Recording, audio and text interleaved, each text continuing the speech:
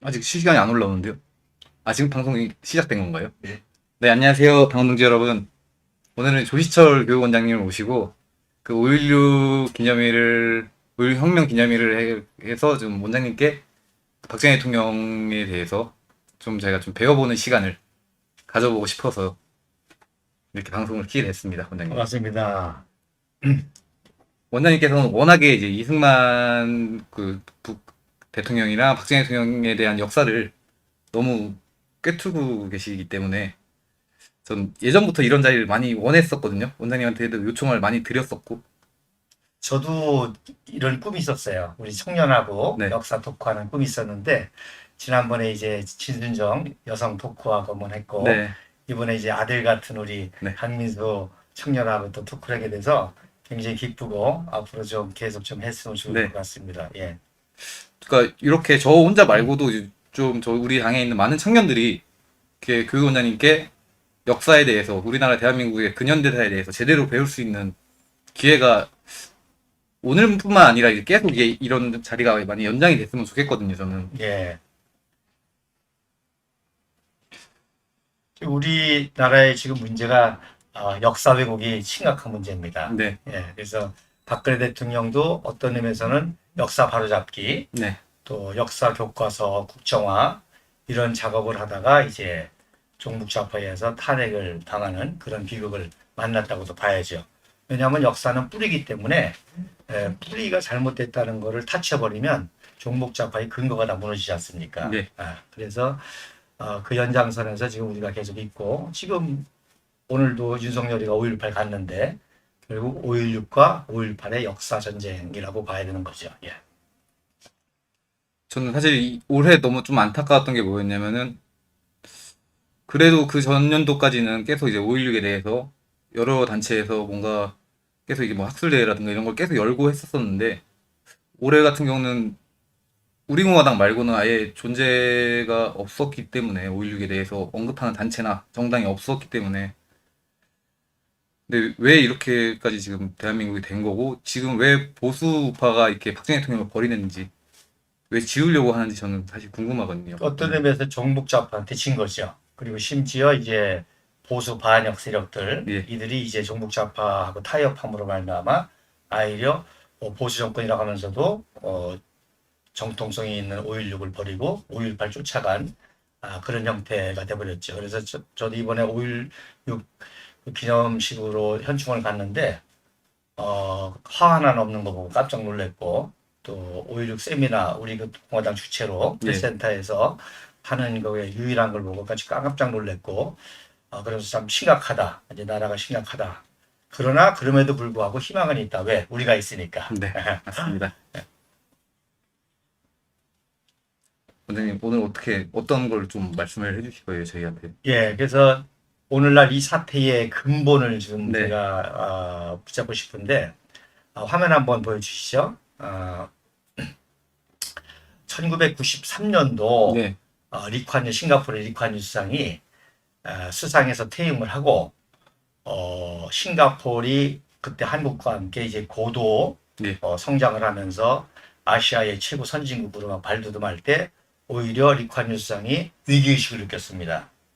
왜 의식을 느꼈냐면 풍요 속에서 태어나고 풍요 속에서 자란 이 청년 세대들이, 예, 선배들이 어떻게 피와 땀과 눈물 흘려서 싱가포르를 건국시키고 이렇게 선진국으로 일으켰다고 하는 이 역사에 대해서 무지하게 되면 싱가포르의 미래는 없고 또 국제 경쟁력에서 실패할 것이다.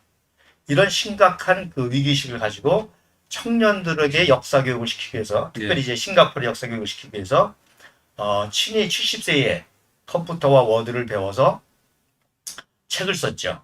그래서 5년 동안 써가지고 나온 책이 싱가포르 스토리라는 책입니다. 그래서 네, 싱가포르이 어떻게 건국이 됐는지.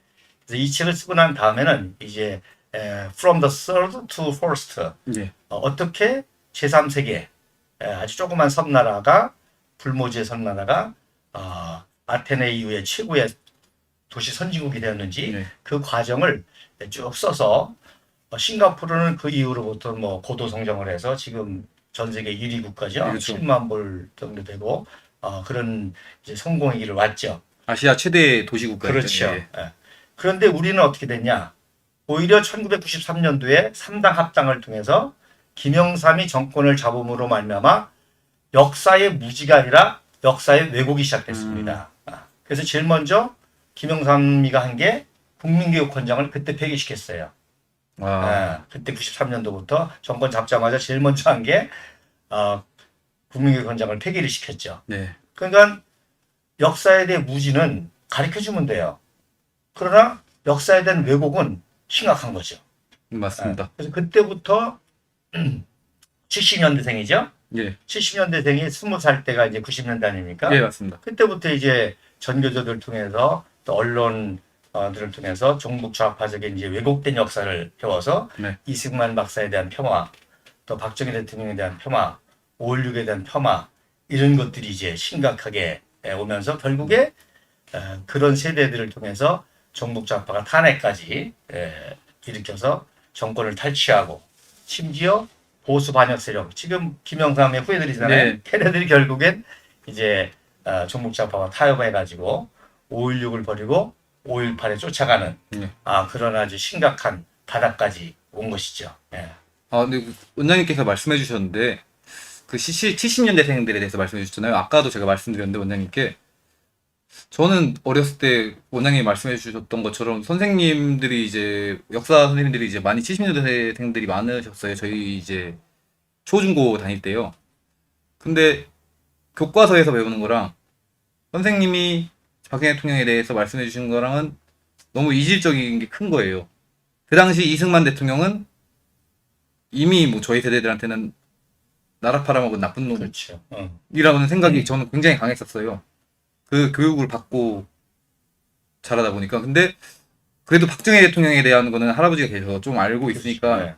이게 아니구나 라고 중심을 잡을 수가 있었는데 선생님께서 그렇게 제가 모르는 분야에 대해서 뭐 이승만 대통령에 대해서 왜곡을 하고 그 당시 뭐 드라마만 봐도 너무 저는 그래서 사실 나를 팔아먹은 대통령이라고 생각을 하고 있었다가 예. 크면서 생각이 바뀐 거거든요. 예. 공부를 하면서. 예.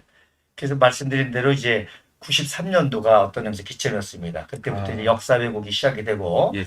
전교조들이 이제 서서히 교과서와 다른 내용을 교실에서 서서히 이제 가르치다가 이제 김대중 노무현 때 완전히 이제 교과서까지도 자유화하면서 지도를 마음대로 만들어서 그 선택하게 하고 네.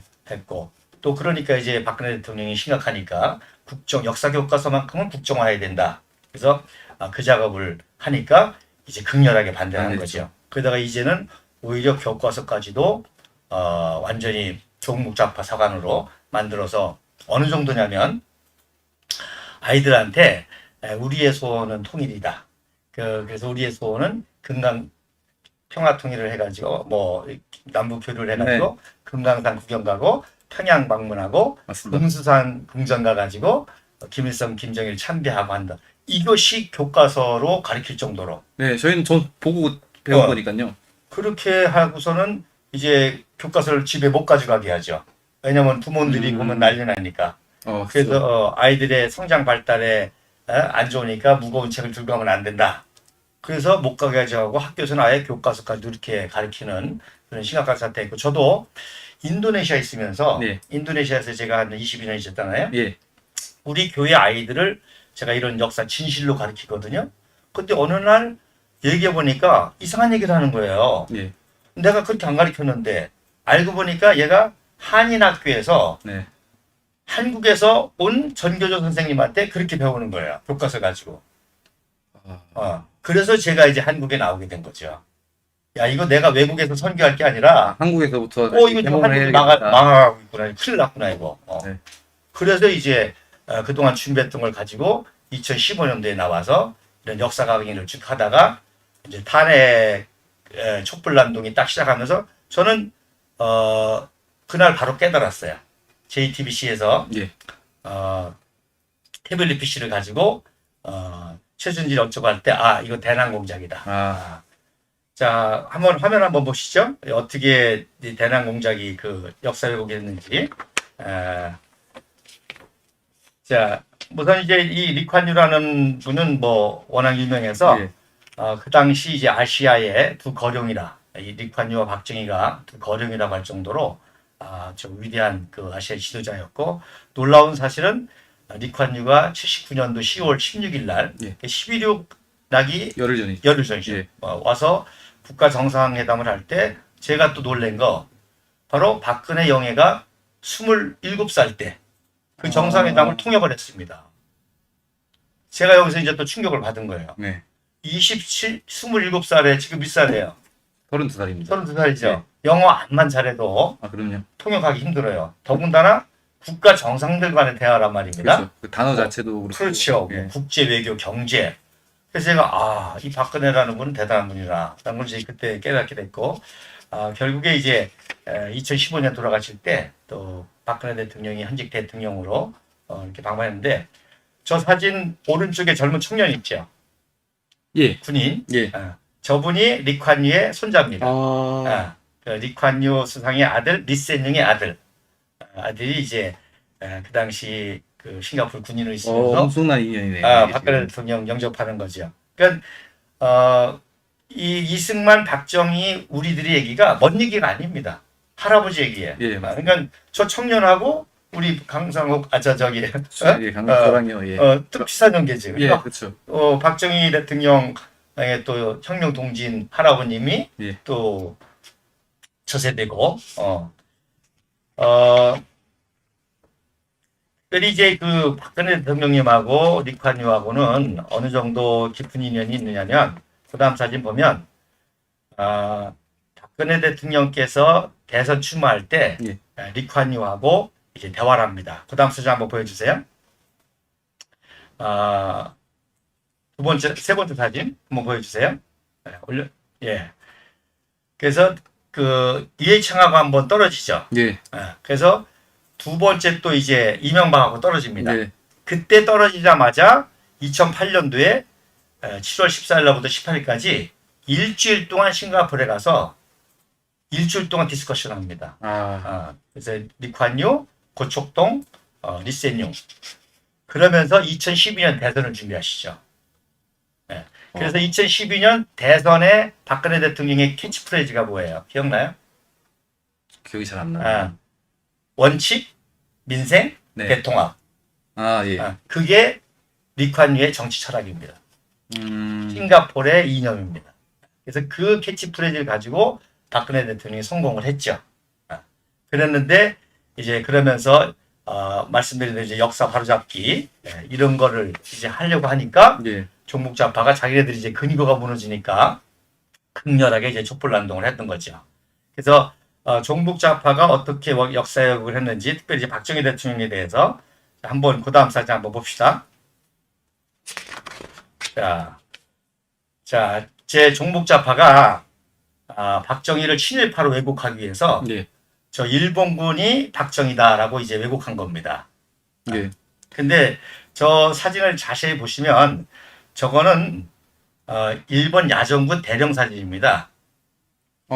근데 박정희 대통령 각하는 일본군에 계시진 않으셨어요? 아니요, 만주군이죠. 만주군이죠. 물론 이제 만주군이지만 만주군 그 당시 27살 소위였습니다. 네. 근데 저거는 육군 대령이에요. 야전군 대령. 너무 높은데요. 너무 높죠. 예. 근데 저걸 가지고 박정희다라고 왜곡을 언제 했냐면 2008년도 했습니다. 민족문제연구소에서. 그러니까 민족문제연구소에서 박정희를 친일파라고 놀래니까 뭔가 좀 비슷한 근거를 만들어야 되겠다. 네. 그래가지고 저 사진을 가지고 일본군 박정희 해서 올린 거죠. 그래서 제가 조갑재라는 사람이 왜 나쁜 사람이냐면, 예. 조갑재라는 분이 그 박정희 대통령의 전기도 쓰고 그러셨잖아요. 저걸 인정해 버렸어요. 어떤 검증도 없이요? 없지. 그러니까 만약에 조갑재가 알고도 그랬다고 한다면은 예. 매국노죠. 그죠? 예, 맞죠. 알고도 그랬다. 그 다음에 모르고 그랬다고 한다면은 그 역사적으로 그렇죠. 그럴 수 없는 거죠. 저거를 저렇게 좌파가 제시했던 뭐가 됐든 검증을 하고 조사를 해서 해야 되는데, 그러니까 종북좌파는 쉽잖아요. 박정희 전문가인 조갑재가 인정했으니까. 그렇죠. 저쪽 니네 진영에서 인정을 했는데 그렇죠. 왜 우리한테 그래라고 할 수도 있는 거니까요. 보수 우파의 문제가 바로 이겁니다. 맞습니다. 그러니까 보수 우파가 종북좌파와 여러 가지 금권과 이런 걸로 타협해버리고 예. 이렇게 넘어가 버리는 거죠. 그래서 그럼 왜 이놈들이 얼마나 교묘하냐면 말입니다. 저 계급장이 보이죠? 예. 저게 육군 대령 계급장입니다. 맨 위에 있는 게. 근데 왜 별이죠? 그 당시 일본 제국은. 아.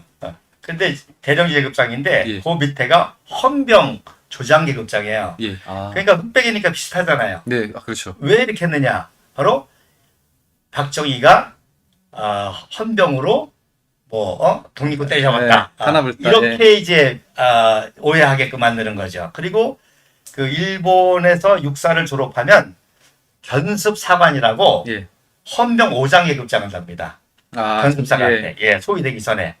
그래서 헌병 5장 계급장을 합니다. 그래서 그 밑에 게 소위 계급장이고 그 밑에 게 이제 5장 계급장이에요. 그러니까 비슷하네요, 엄청. 그렇죠, 비슷한. 그러니까 비슷한 거를 이제 고른 거죠, 그러니까.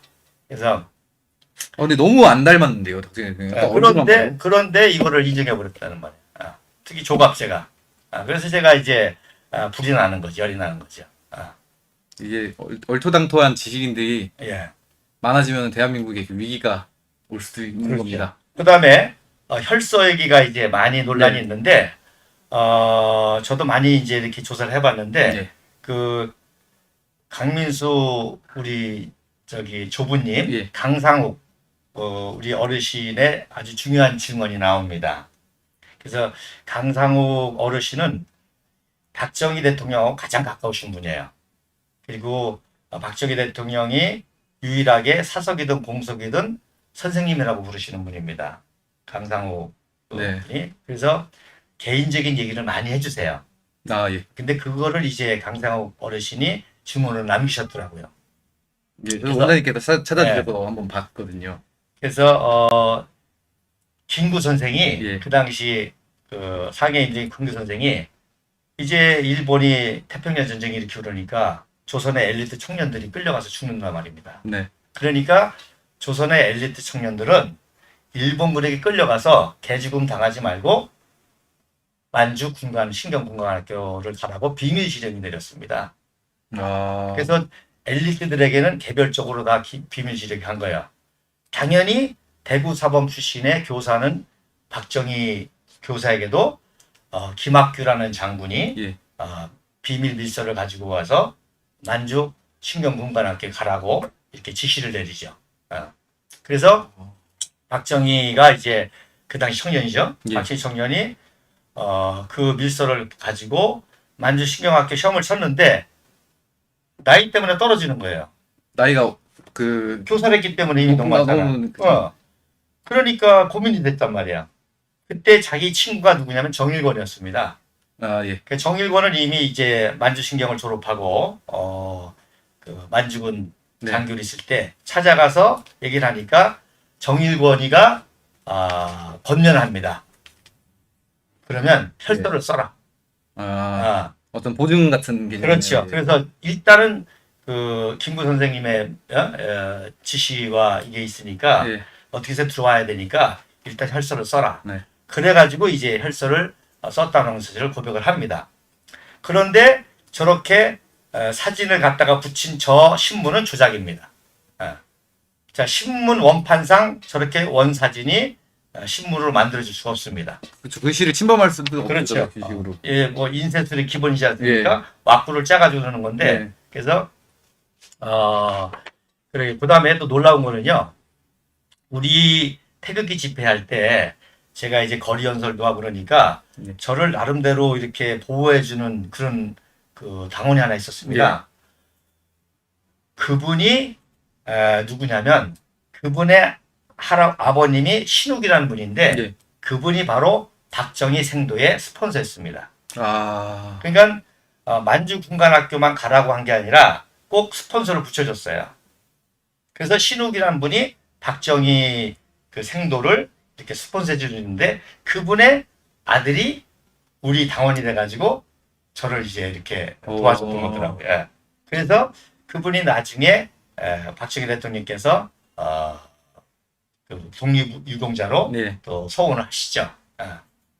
그러니까 100% 친일파라는 건 100% 조작입니다.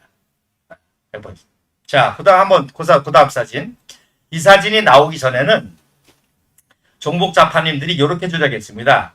저게 1941년 12월 말 누기니아 팔라마의 그 제18군 남반군 육상 항공대 대위 사진입니다. 예. 아, 점령군이네요, 그러면.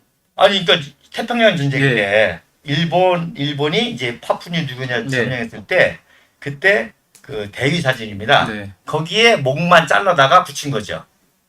아, 맞네요. 또 네. 그 사진도 반전으로 180도 반전을 했네요. 그게 1차 조작이에요. 아. 왜냐하면 이제 박정희의 얼굴을 잘라서 붙이려니까 일단 반전해서 붙인 거예요. 예. 그리고 글씨도 일단 이제 반대로 썼죠. 아, 예. 맞네요.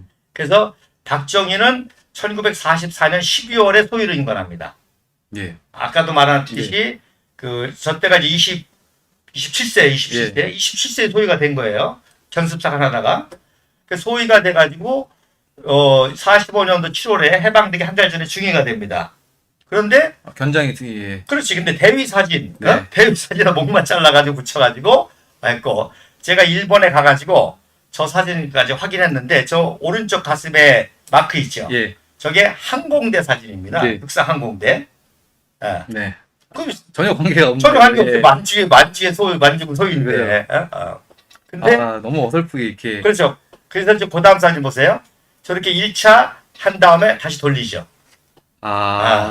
그래서 뒤에다가 일장기 배경으로 와. 하고 그다음에 글씨도 대일본 제국 박정희 이렇게 해가지고 근데 저 얼굴이 언제 사진이냐? 예. 바로 최초의 전형입니다. 저게 합성한 거네요. 합성한 거죠. 목만 잘라다가. 그래서 박정희 장군의 사진이 여러 가지 있을 거 아닙니까? 가장 잘 나온 거, 가장 젊었을 때 예. 언제? 바로 5.16 혁명 끝나고 네. 7월 1일 날 최초의 전형입니다. 저게. 이게 국가재건체보에 그렇죠. 인정하시죠? 최초 전형입니다. 그래서 그 목을 그러니까 귀 보세요. 귀가 반대죠. 그죠? 아, 요것도 얼굴을 반전을 해놨네요. 아까 그렇게 1차로 잘라서 모양을 맞추기 위해서 뒤집어서 1차로 결합한 다음에 그 다음에 다시 돌렸죠. 자, 더 놀라운 사실은요. 예. 그래서 저 사진을 이제 친일파 박정희이다라고 해서 세인을 알려줬던 사진입니다. 예. 근데 우리가 이제 우리 공화당을 창당하면서 이제 이런 기념식을 하지 않습니까? 네. 2017년 8월 15일 광복절 건국절 때 현충원을 방문했는데 오른쪽에 저런 찌라시를 서울의 소리가 배모하는 거예요. 어떻게 됐죠? 칼라화했죠. 와, 칼라화했죠. 이것도 조작이네요, 그러면. 그렇죠. 예. 언제 조작했냐? 저때 조작한 거예요. 칼라화. 요새 들어와가지고 이제 컴퓨터 기술이 좋아지고 나서 한 거네요. 컴퓨터 기술이 좋아지기도 했지만 예. 이유가 뭐냐? 예. 종북 좌파들이 역사 교육을 하는데 어떻게 하느냐면 흑백 사진을 못 보게 합니다. 왜? 사진을 보면 뭐가 나와요? 진실이 나오잖아요. 예. 사진을 보면 진실이 나오잖아요. 네. 그러니까 흑백 사진을 못 보게 하면서 뭐라고 하냐면 칼라. 요즘 아이들이 칼라를 선호하잖아요. 예, 익숙하죠. 그러니까 칼라화한 거예요. 언제? 바로 촛불 탄핵을 성공시킨 후에 완전히 지도 세상이라 이거지. 하긴 그 당시에 그렇죠. 이제 박정희 대통령을 완전 지우려고 할 그렇죠. 당시에 너무 심하게 했었으니까. 그래서 이제 파묘 얘기까지 하잖아요. 예. 파묘하자고 선전하기 위해서 이런 전단지를 만들어서 그 밑에는 이제 잔악한 일제의 행위를 연결시켜 가지고 한 거죠. 그래서 서울의 소리가 이런 이제 조작의 본부 중에 하나죠. 그리고 칼라화해서 왜 아이들에게 칼라화를 접근시키기 위해서 받아들이기가 아무래도 쉽죠. 젊은 쉽죠. 사람들이 그렇죠. 칼라로 되어 있으면. 네. 자, 그러면 얘네들이 어디서 배웠냐? 자, 한번 그 다음 사진 하나 보세요. 북한에서 제일 유명한 그 전에 요거 하고 넘어갈게요. 예. 제가 이제 최근에 또 발견한 건데 그 흑백 사진이 얼마나 중요하냐? 자, 해방이 되자마자 바로 비밀리에 독립활동을 했고 예. 김구 선생 지령에 따라서 그 만주군단에 가가지고 일본군의 모든 정보를 파악해가지고 광복군 통해서 미군까지 전달됩니다. 예. 박정희 청년은 워낙 탁월한 분이기 때문에 그 당시 일본군의 모든 상황을 다 비밀리에 파악해가지고 예. 광복군 통해서 미군까지 다 그 정보가 전달이 됐던 그런 아주 탁월한 자인이기 때문에 해방되자마자 바로 김학규 예. 바로 그 밀사 역할을 했다 그랬잖아요. 네. 김학규 장군이 제3 지대장이었는데 네. 그 제3 지대장의 이중대로 편입이 됩니다. 그리고 박정희의 친구인 이주일 장군이 예. 1구대장이에요. 아. 그래서 저게 이제 해방이 된 다음에 그 웨임스 선교사라고 예. 개성 출신의 선교사 아들인데 이제 미국 정보장교로 광복군을 지도하는 분의 이제 송별회 때 사진입니다. 저기에 이제 제일 가운데가 웨임스 대위고요. 예. 그 오른쪽에 있는 분이 바로 김학규 장군이십니다. 그리고 김학규 장군이 총리했던 박정희 그 부대장이 그 뒤에 있는 모습이죠. 아. 예. 와, 이런 걸 찾으시는 거 보면은요, 원장님, 저 사실 좀 많이 놀랐습니다. 왜냐면 저는 그 저희 할아버지에 대한 내용도 원장님한테 이제 그 알려주신 게 많거든요. 그래서 더 중요한 거는 예. 종북 좌파 역사학자들이 이런 사진을 다 지워버립니다. 다 폐기합니다. 못 열게 합니다. 아. 그래서 무궁무진한 게 박정희 생도의 독립활동이라든지 저희 이 지대장 활동이라든지 또 장준하 아시죠? 예, 장난. 같이 활동했던 네. 거예요. 강복군으로 이렇게. 음. 근데 그런 모든 사진들이 무궁무진할 텐데 다 지워버리거나 잘라버리거나 편집하거나 하겠죠. 만약에 이 사진도 여러분들은 잘라서 사용할 수 있겠죠. 그래서 그런기 전에 이제 발견한 것들입니다. 그 다음에 더 놀라운 사진 하나. 그 다음 거. 자, 1946년 1월 달에 이제 광복군이 해체가 되지 않습니까? 그때 이 구대원들이 태극기에다가 이제 서명을 합니다. 네. 그 고국에 돌아가기 전에. 저 오른편에 있는 사진은 이제 김학규 장군이고요. 예. 저는 제 추측으로는 이 사진 근처에 박정희가 있을 수 있어요. 근데 잘라서 이제 잘라버린 거죠. 예. 원래는 단체 사진이니까. 그 사진이니까 예. 있을 수 있는데 이제 잘라버렸다고 이제 박정희 중대장이 있으면 어쨌든 그런데 이제 그 이 구대장 대원들이 예. 그 사인을 잘 했습니다. 뭐 여기 보면은 뭐 굳세게 싸우자 이런 것도 있죠. 여기에 이제 그 박정희 구대장이죠. 예. 구대장의 글씨로 추정할 수 있는 게 어딨냐. 자, 태극기 오른쪽에 자주, 자립, 자애, 박일. 어디 써 있죠? 자주, 아. 예. 자주, 자립, 자애, 아. 일. 예. 그래서 구대장이니까 그 태극 제일 오른쪽에 제일 먼저 썼을 그런 모습을 보는 거죠. 근데 이게 일단 지금 추측하시는 거죠? 요건 그렇죠. 왜냐하면 여기에 박정희라고 정확히 썼으면 저긴데 근데 저는 맞는 것 같습니다. 예, 왜냐면은 혀라든지 그 대표님 방에 있는 글씨 보시면 자조자립 자위. 그렇죠. 예. 그렇죠. 박정희 70년 1월 1일 날. 그런 것들이 이제 한순간 나오는 게 아니지. 그러니까 강강호 청년처럼 이게 젊었을 때 이때 배워야 나중에 이제 정치가가 됐을 때 예. 이때 배웠던 것들이 나오는 것처럼. 그리고 제일 먼저 오른쪽에 태극기 오른쪽에 예. 부대장이 쓰고 나머지 대원들이 쭉 돌아가면서 쓴 거죠. 그리고 박정희란 인물 자체가 그렇게 어디 자랑한다든지 자기를 드러낸다든지 이런 걸 꺼리시는 분입니다. 맞습니다. 그래서 뭐 자기가 잘난 것처럼 박정희 딱 안 쓰고 성 박자만 딱 쓰고 일자만. 그리고 이제 나머지들은 이제 쭉 썼던 거죠. 자, 그럼 이런 역사의 왜곡이 어디서 시작됐느냐? 그 다음 사진 한번 보시죠. 자, 이게 북한에서 굉장히 신성시하는 사진 중에 하나입니다. 예. 왜? 유일하게 김일성이가 빨치산 운동을 했다고 하는 사진이거든요. 자, 그래서 1941년 동일 항일 연합군, 정확하게는 바로 중공공산당 소속의 그 빨갱이죠. 예. 공산 빨갱이에 조선인들이 속해가지고 싸운 겁니다. 그때 찍은 사진입니다. 그러니까 김일성이가 유일하게 그런 항일 활동, 빨치산 운동을 했다고 하는 아주 근거잖아요. 네. 그래서 이 사진은 굉장히 신성시하기 시작하는데, 자, 이 사진을 이제 조작하기 시작합니다. 자, 어떻게 조작하느냐? 자, 오른쪽 상단에 출처 근거를 세워놨죠. 오른쪽 상단에. 예. 자, 이 사진 찍을 때 이런 출처가 없죠, 워터마크가 없죠, 있어요? 없어요? 없죠. 예. 없는데 어떤 이거? 자, 중국 이런 근거가 있다라고 해서 우측 상단에 편한 조작을 위해. 그렇죠. 예. 1차 조작, 그게 1차 조작입니다. 그래서 맨 오른쪽, 우리가 보기에 이제 왼쪽에, 예. 저게 이제 김일성입니다. 12년생이니까, 29살 때죠. 예. 그 다음에 그 옆에 있는 게 바로 중국인 개청입니다. 부대장. 예. 그러니까 쉽게 얘기해서 중국인 똘만이죠. 중국인이, 네. 한 살 많아요.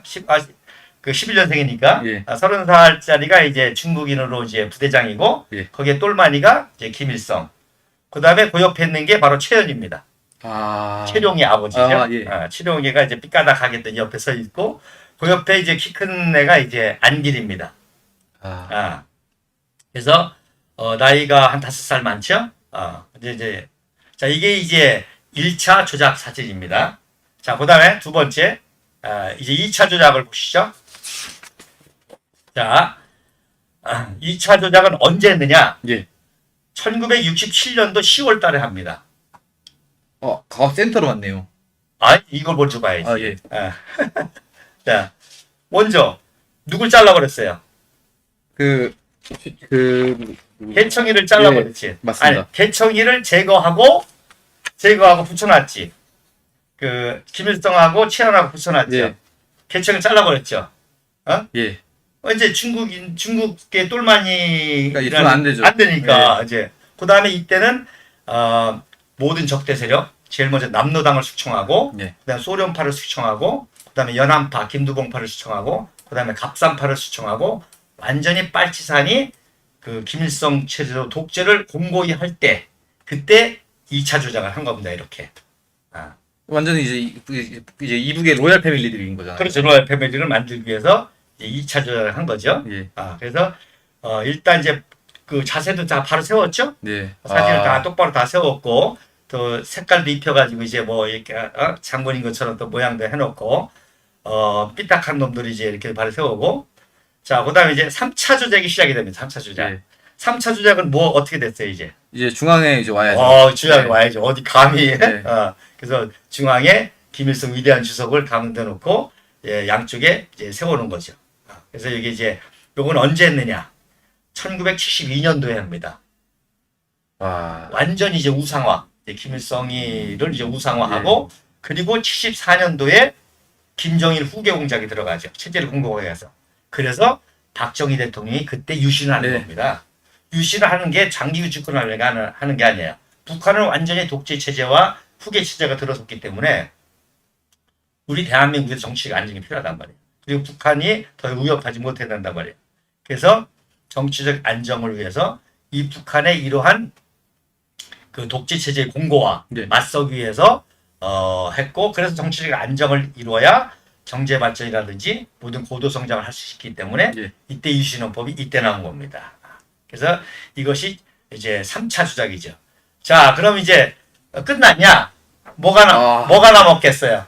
예. 뭐가 어떤 조작이 남을 것 같아요?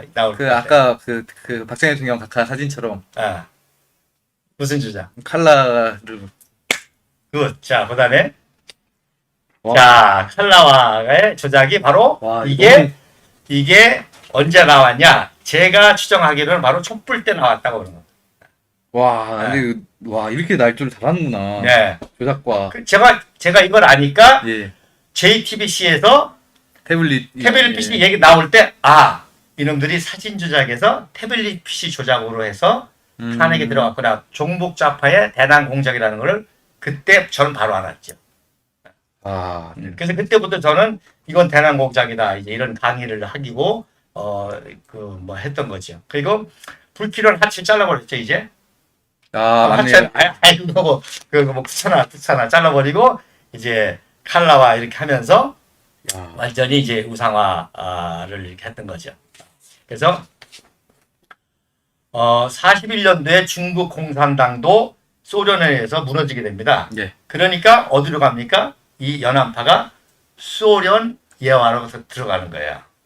소련으로 편입이 되는 예. 거예요. 그래서 국제화단이 되는 거죠. 그 말은 무슨 얘기냐면 바로 소련의 뿌락치 역할을 하는 겁니다.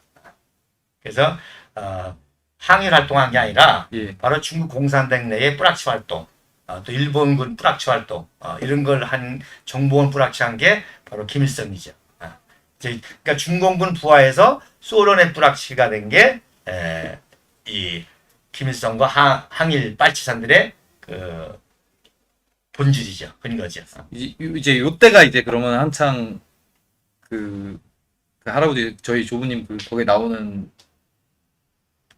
한참 독립운동가들한테 삥 뜯고 이럴 때가 그럴 때죠. 그때 그 직전이죠. 아. 그래서 할아버님께서 또 중요한 지적을 하셨는데 예. 김성주가 김일성이 된 예. 비화입니다. 그래서 제가 그 제4의 김일성이라고 하는데 그 김일성의 축지법 얘기 많이 들었죠. 네. 축지법 얘기. 그게 근거가 있는 얘기입니다. 어떤 근거가 있느냐면 일대 김일성은 바로 일본 육사를 나온 나이가 좀 있지 않나요? 예, 50대 김일성 장군입니다. 예. 그 다음에 2대 김일성 장군이 또 소련군에서 활약했던 또 장군이 있습니다. 예. 3대 김일성 장군이 대구 출신의 김성 장군입니다. 그거를 모티브로 한 건가요, 혹시? 그러니까 이제 제3대 김일성 장군이 대구 출신의 김성 장군인데 그분이 고도 근시예요. 그래서 이제 그 사진은 이제 다음 내가 보여주려고 했는데 오늘 예. 얘기 나온 길에 그래서 김성 장군이 박정희 그 청년도 압니다. 대구 출신이니까. 예. 그래서 김성 장군이 제3의 김일성이고 그 김성 장군의 부하가 김성주입니다. 그래서 그 김성 장군이 그 한 게 바로 유명한 보전토가 그 김성 장군이 한 거예요. 근데 그거를 이제 김성주가 그런데 그 김성 장군이 아주 고도 근시이고 또 그렇지만 아주 전략이 뛰어난 분이기 때문에 얘도 김일성이고 최연희도 김일성이고 다 김일성. 안기리도 김일성이라 4km마다 배치를 한 거예요. 전략이었네요. 그렇죠. 그러니까 그 보전포 전투를 하면서 도망갈 거 아니야. 후퇴할 거 아니야. 그래서 4km 지점마다 한 놈씩 박아놓은 거야. 그러면 자 김일성이 나타났다. 그래서 4km 후에 또 김일성이 나타났다. 또 4km 후에 김일성이 나타났다. 그러니까 축지법 쓴다는 말이 거기서 나온 거예요. 그래서 김일성이를 이제 제4의 김일성이라고 하는 거죠. 근데 얘가 제5의 김일성, 제6의 김일성 이렇게 되는 거죠.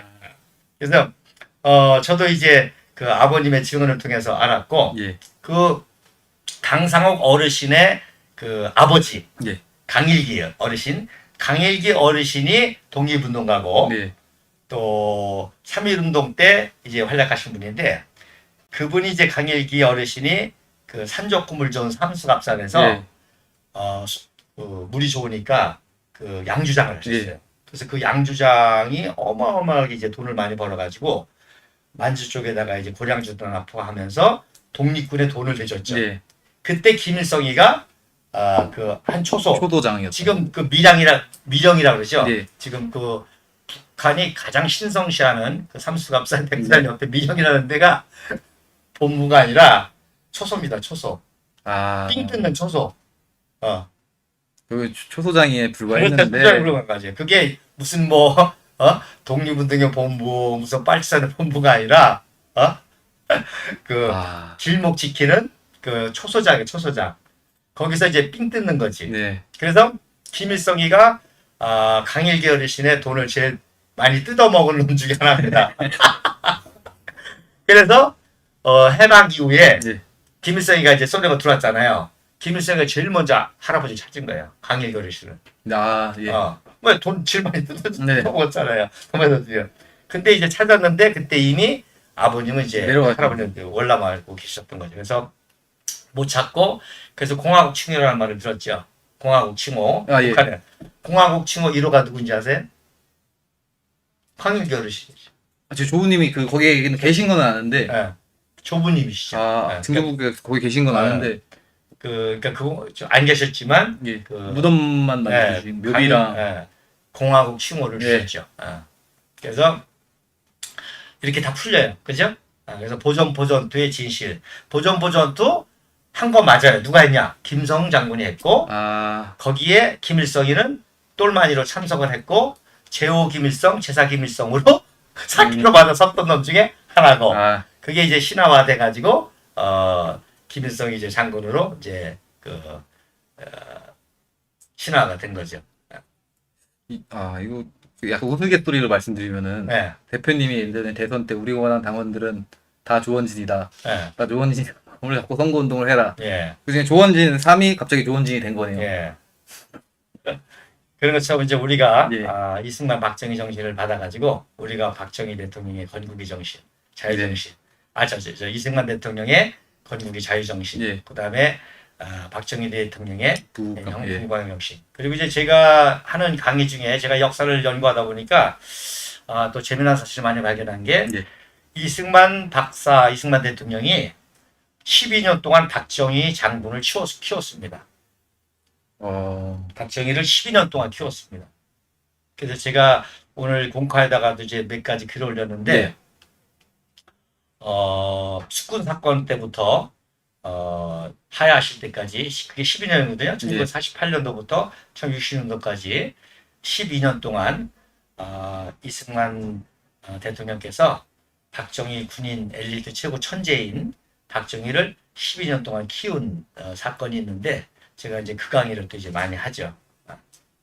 또 다음번에 풀어주실 건가요? 다음에 이제 또 한번 풀어드리는데, 예. 한 가지 재미난 이제 얘기를 하면, 네. 박정희 장군이 1955년도에 이제 오사단장이 됩니다. 네. 오사단장에 이제 이승만 대통령이 임명을 하는데, 56년도 1월 달에, 엄청난 폭설이 와요. 56년도 1월이요? 1월에 엄청난 눈이 와가지고 3군단에서 많은 병사들이 눈에 깔려 죽었습니다. 3군단에. 그런데 특별히 5사단 지역이 인제 지역이라 예. 거기서 5사단 내에 59명 일개 중대가 폭설에 벙커에 묻혀가지고 죽습니다. 대형 사고죠. 예. 59명이 죽었어요. 강원도 인제 말씀. 강원도 인제에. 예. 그러니까 그 당시에 또 얼마나 진급 경쟁이 치열해요. 네. 전쟁 후에. 그러니까 뭐 웬만하면 이제 외편시키는데 박정희도 이제 예편 심사 대상이죠. 네. 50명이 죽었으니까. 그래서 예편 심사를 받으러 갑니다. 그런데 이승만 대통령이 야 이거는 인재가 아니라 천재지변이야. 맞죠. 인재를 함부로 죽이면 안 돼. 살려. 그래서 박정희 장군이 살려가지고 그 사태를 잘 수습을 합니다.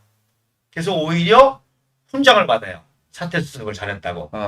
그리고 어떻게 보면은 박정희 장군에게 있어서는 자기 일생일대의 위기인 거죠. 위기기도 하면서 예. 뭐라 그럴까 흠이잖아요. 예. 59명이 죽었으니까. 근데 그 자리에다가 기념비를 세웁니다. 순직 기념비를. 그게 지금 인제에도 있어요. 그래서 순직 기념비를 사비를 들여가지고 합니다. 박정희 대통령께서요? 됐어요. 그리고 이제 3월 달까지 눈이 너무 많이 와가지고 얼어가지고 예. 시체 수습을 못해요. 그래서 3월 달 돼서 수습을 한 다음에 이제 3월 말에 그 단체로 이제 그 장례식을 치르죠. 네. 그 영상을 제가 또 발견했습니다. 와. 그래서 박정희 대통령이 머리 숙이고 있는 장면, 그리고 그때 이제 랜리처 미 8군 유엔군 사령관이 참배하고 하는 역사 영상을 찾았고 56년도 영상을 찾으신 거예요? 그렇죠. 6년도 3월 달에. 그래서 그 영상을 찾는 것도 중요하고 거기에 박정희라는 인물을 찾는 게 중요해요. 그죠. 예. 그 누군지 어떻게 알아? 그렇죠. 예. 박정희 대통령이 아주 심각하게 그 고개 숙이고 있고 분향하러 올라가는 장면이 살짝 비칩니다. 그리고 이제 정일권은 자세히 나오죠. 육구참모총장이니까. 그리고 이제 또 놀라운 건 이제 랜리처. 네. 랜리처라는 분이 유엔군 사령관으로 이제 참배를 하는데 5.16 혁명 때 랜리처가 미 합참의장입니다. 그래서 이런 연관이 인연이 다 이렇게 그렇죠. 있네요. 그러니까 5.16 혁명 났을 때 오히려 국내에 있던 맥그로라든지 예. 멜로이 장군은 야 난리 쳤는데 오히려 벤 브리트라든지 랜디타라든지 야 내정 간섭하지 마. 박정희밖에 없어. 그때 그 당시에 맥그루더 같은 경우는 박정희 같은 경우는 엄청 싫어했잖아요. 그렇죠. 예. 엄청 싫어한 건 아니고 네. 그 자기 본인의 의무니까. 네. 아니, 자기 작전 그 예하 부대 아니에요. 이걸 빼가지고 했으니까 당연히 현지 지휘관으로서는 그렇게 할 수밖에 없죠. 네. 근데 바로 상부에서 벤 브리트라든지 램지처라든지 내정 간섭하지 말라고 이제 지시가 들어왔죠. 어쨌든 그래서 59명 일개 중대 예. 59명이 이제 죽었다는 거예요. 그래서 제가 그 얘기를 듣고 일개 중대면 몇 명이에요? 120명이잖아요. 예. 근데 일개 중대가 다 죽었는데 50명이 59명이에요. 네, 그렇죠. 제가 장로님들 모였을 때 이 강의를 했습니다. 네. 장로님들 모였을 때 이 강의를 했더니 강의 끝난 다음에 어떤 장로님이 저한테 오더니 목사님 그 중대는 중화기 중대입니다. 그러니까 중화기 중대는 60명인 거야. 네. 또 중화기 중대이기 때문에 빵칸에서 있다가 앞서다 다 죽은 거야. 아. 자기는 제일 나이 어린 소년병이라 사단의 통신병으로 심부름가 있었다는 거야. 자기만 살았다는 거야. 와. 그 현장에 있는 사람을 만났어요. 놀랍죠? 네. 근데 제가 참 감사한 게 제가 역사 공부를 하면 이런 사람 이렇게 만나요. 그 당시 현장에 있던 사람, 뭐 프란체스카 영부인 운전수 했던 사람, 네. 이승만 대통령 측근이었던 네. 사람. 그래서 직접 증언을 듣고 또 책을 보고 하니까 이런 사실을 하는데 그러더라고요. 그래서 제가 이제 또 그분한테 물어봤죠. 그때 당신 사단장이 누군지 아느냐 했더니 자기도 박정희인 거 몰랐다는 거예요. 모르셨다고요? 몰랐다는 거. 근데 모를 수밖에 없지. 이제 갓 들어온 통신병이 하늘 같은 사단장 어떻게 알아요? 네. 연대장 이름이지 알지. 예.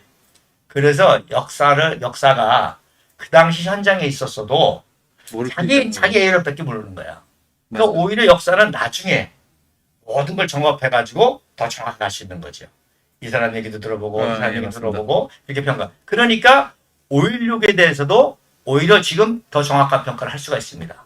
5.18은 역시 시간이 필요한 작업입니다. 그것의 진실을 밝혀야 되는 과정인 거죠. 네. 맞습니다. 그런데 그거를 헌법 전문화한다? 이거는 말이 안 되는 거죠. 말이 안 되는, 예. 상식이 안 되는 거죠. 그러니까 지금 대한민국의 대통령이라는 자가 또 보수파의 당이라는 자가 이 정도로 역사에 대해서 무지한 정도가 아니라는 아니라 거죠. 왜곡돼 예. 있다는 거죠. 그러니까 심각한 거죠. 그런데 다행히도 우리 박근혜 대통령이 아직 살아계시고 또 조원진 대표님이 정말 생명을 걸고 또 투쟁하시고 네. 또 우리 강민수 같은 이런 좋은 청년들이 있고 우리가 비록 소수지만 이 진실로 오히려 나는 국민들을 설득할 때 이 진실이 대한민국을 확 뒤집을 수 있는 기회가 올 수 있다는 거지. 맞습니다. 네. 저희가 빨갱이들이 한 20년 노력한 것처럼 예. 저희는 근데 이제 진실된 거니까 10년이면은 아니 10년까지 가면 안 되지. 지금 그러니까 북한에는 단 하나의 진실만 있습니다. 단 하나의 진실만 있어요. 뭐예요? 모든 게 거짓이다. 예. 북한은 모든 게 거짓이다라는 진실 하나만. 그렇기 때문에 당연히 종북 좌파가 그 거짓을 가지고 끼워 맞추는 대한민국 거죠. 그렇죠. 그래서 이승만 박정희를 매도하고 왜곡하는 걸로 자기 정체성을 삼아가지고 민주화를 우상화하고 해서 네. 이런 그 왜곡이 왔던 거죠. 그래서 이승만 박정희 대통령에 대한 거는 100% 조작이라고 봅니다.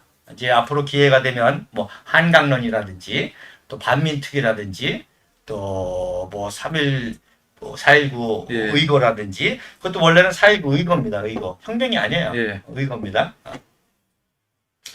등등 이제 시간 날 때만 이제 풀어가겠지만 우리 민수 형제가 말한 것처럼 진실이 힘입니다.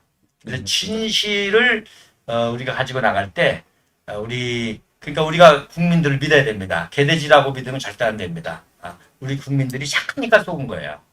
어떤 착하니까 그죠? 예, 맞습니다. 자기 생업이 열심히 하고 언론이 말하니까 그런 줄 알았단 말입니다. 언론이 그렇게 거짓말할 줄 어떻게 알았어요?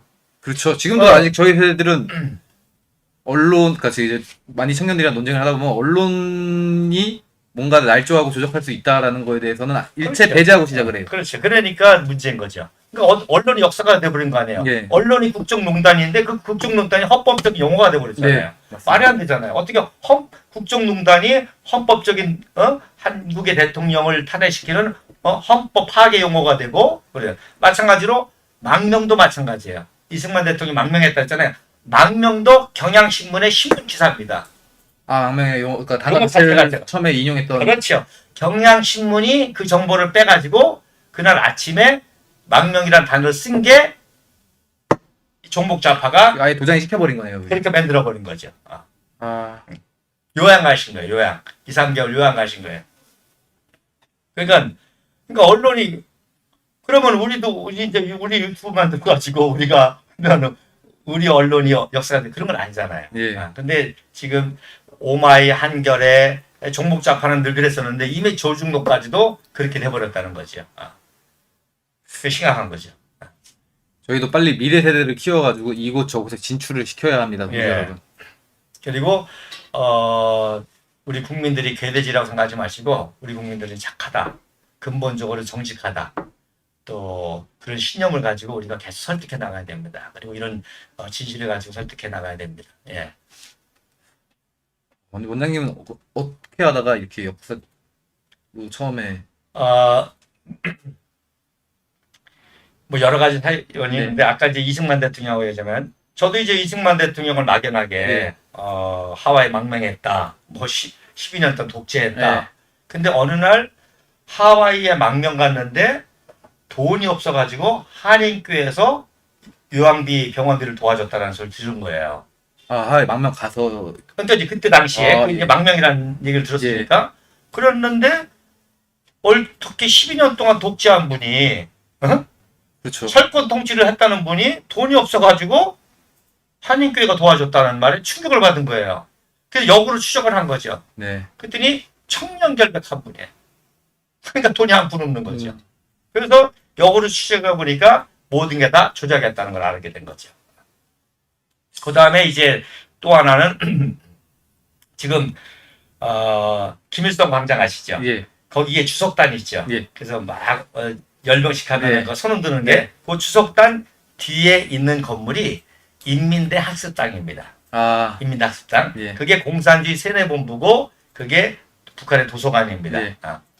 그 인민대 학습당이 평양의 예루살렘 교회라고 하는 남산현 교회 자리입니다. 아, 그래서 해방 당시에 남북한 통틀어서 가장 큰 교회고 유명한 교회가 그 남산현 교회였습니다. 근데 그 교회를 김일성이가 1982년도에 예. 70세 생일 때 그거를 부시고 아, 원래는 정부종합총사를 세우려고 했어요. 예. 근데 김일성이가 아니다. 공산주의 세뇌본부를 세워야 된다. 그래서 인민대 학습당을 세운 거죠. 그래서 근데 그 남산현 교회 예. 해방이 되자마자 이제 친일에 물들지 않은 목사님을 모시자. 그래서 황해도에 숨어 계신 송정근 목사님을 모셔다가 그 교회가 이제 담임 목사를 세웠죠. 예. 근데 근데 이 송정근 목사님이 바로 조만식 선생과 함께 그 김일성하고 5년 동안 싸우다가 1950년 6월 25일 예. 새벽 2시에 내무서의 한규만 소장에게 체포를 당해가지고 비밀 감옥에 있던 조만식 선생이 끌고 나와서 1868년도에 예. 토마스 선교사님이 순교하신 대동강 숙섬이라는 자리에 예. 대동강 숙섬이라는 자리에 총살로 순교를 시키죠. 아, 그래서 조만식 선생하고 송정근 목사님하고 그래서 그들을 그 새벽 4시에 총살시킨고서 그 총성을 듣고 유성철 작전국장이 폭풍이라고 하는 남침 신호탄을 쏘죠. 아, 그러니까 이해가 되시죠? 예. 그래서 북한의 정신적인 지주인 두 분을 죽이고 예. 남침을 시작한 거죠. 그 송정근 목사님의 막내 손녀가 제 처입니다. 정말요? 네. 아, 엄청난 인연이시네요. 그렇죠. 그러니까 제가 그거를 알고부터는 네. 야 내가 굉장히 인연이구나. 내 부인이 그렇게 위대한 순교자였고 그랬구나. 아. 그래서 이제 딜이 파기 시작한 거죠.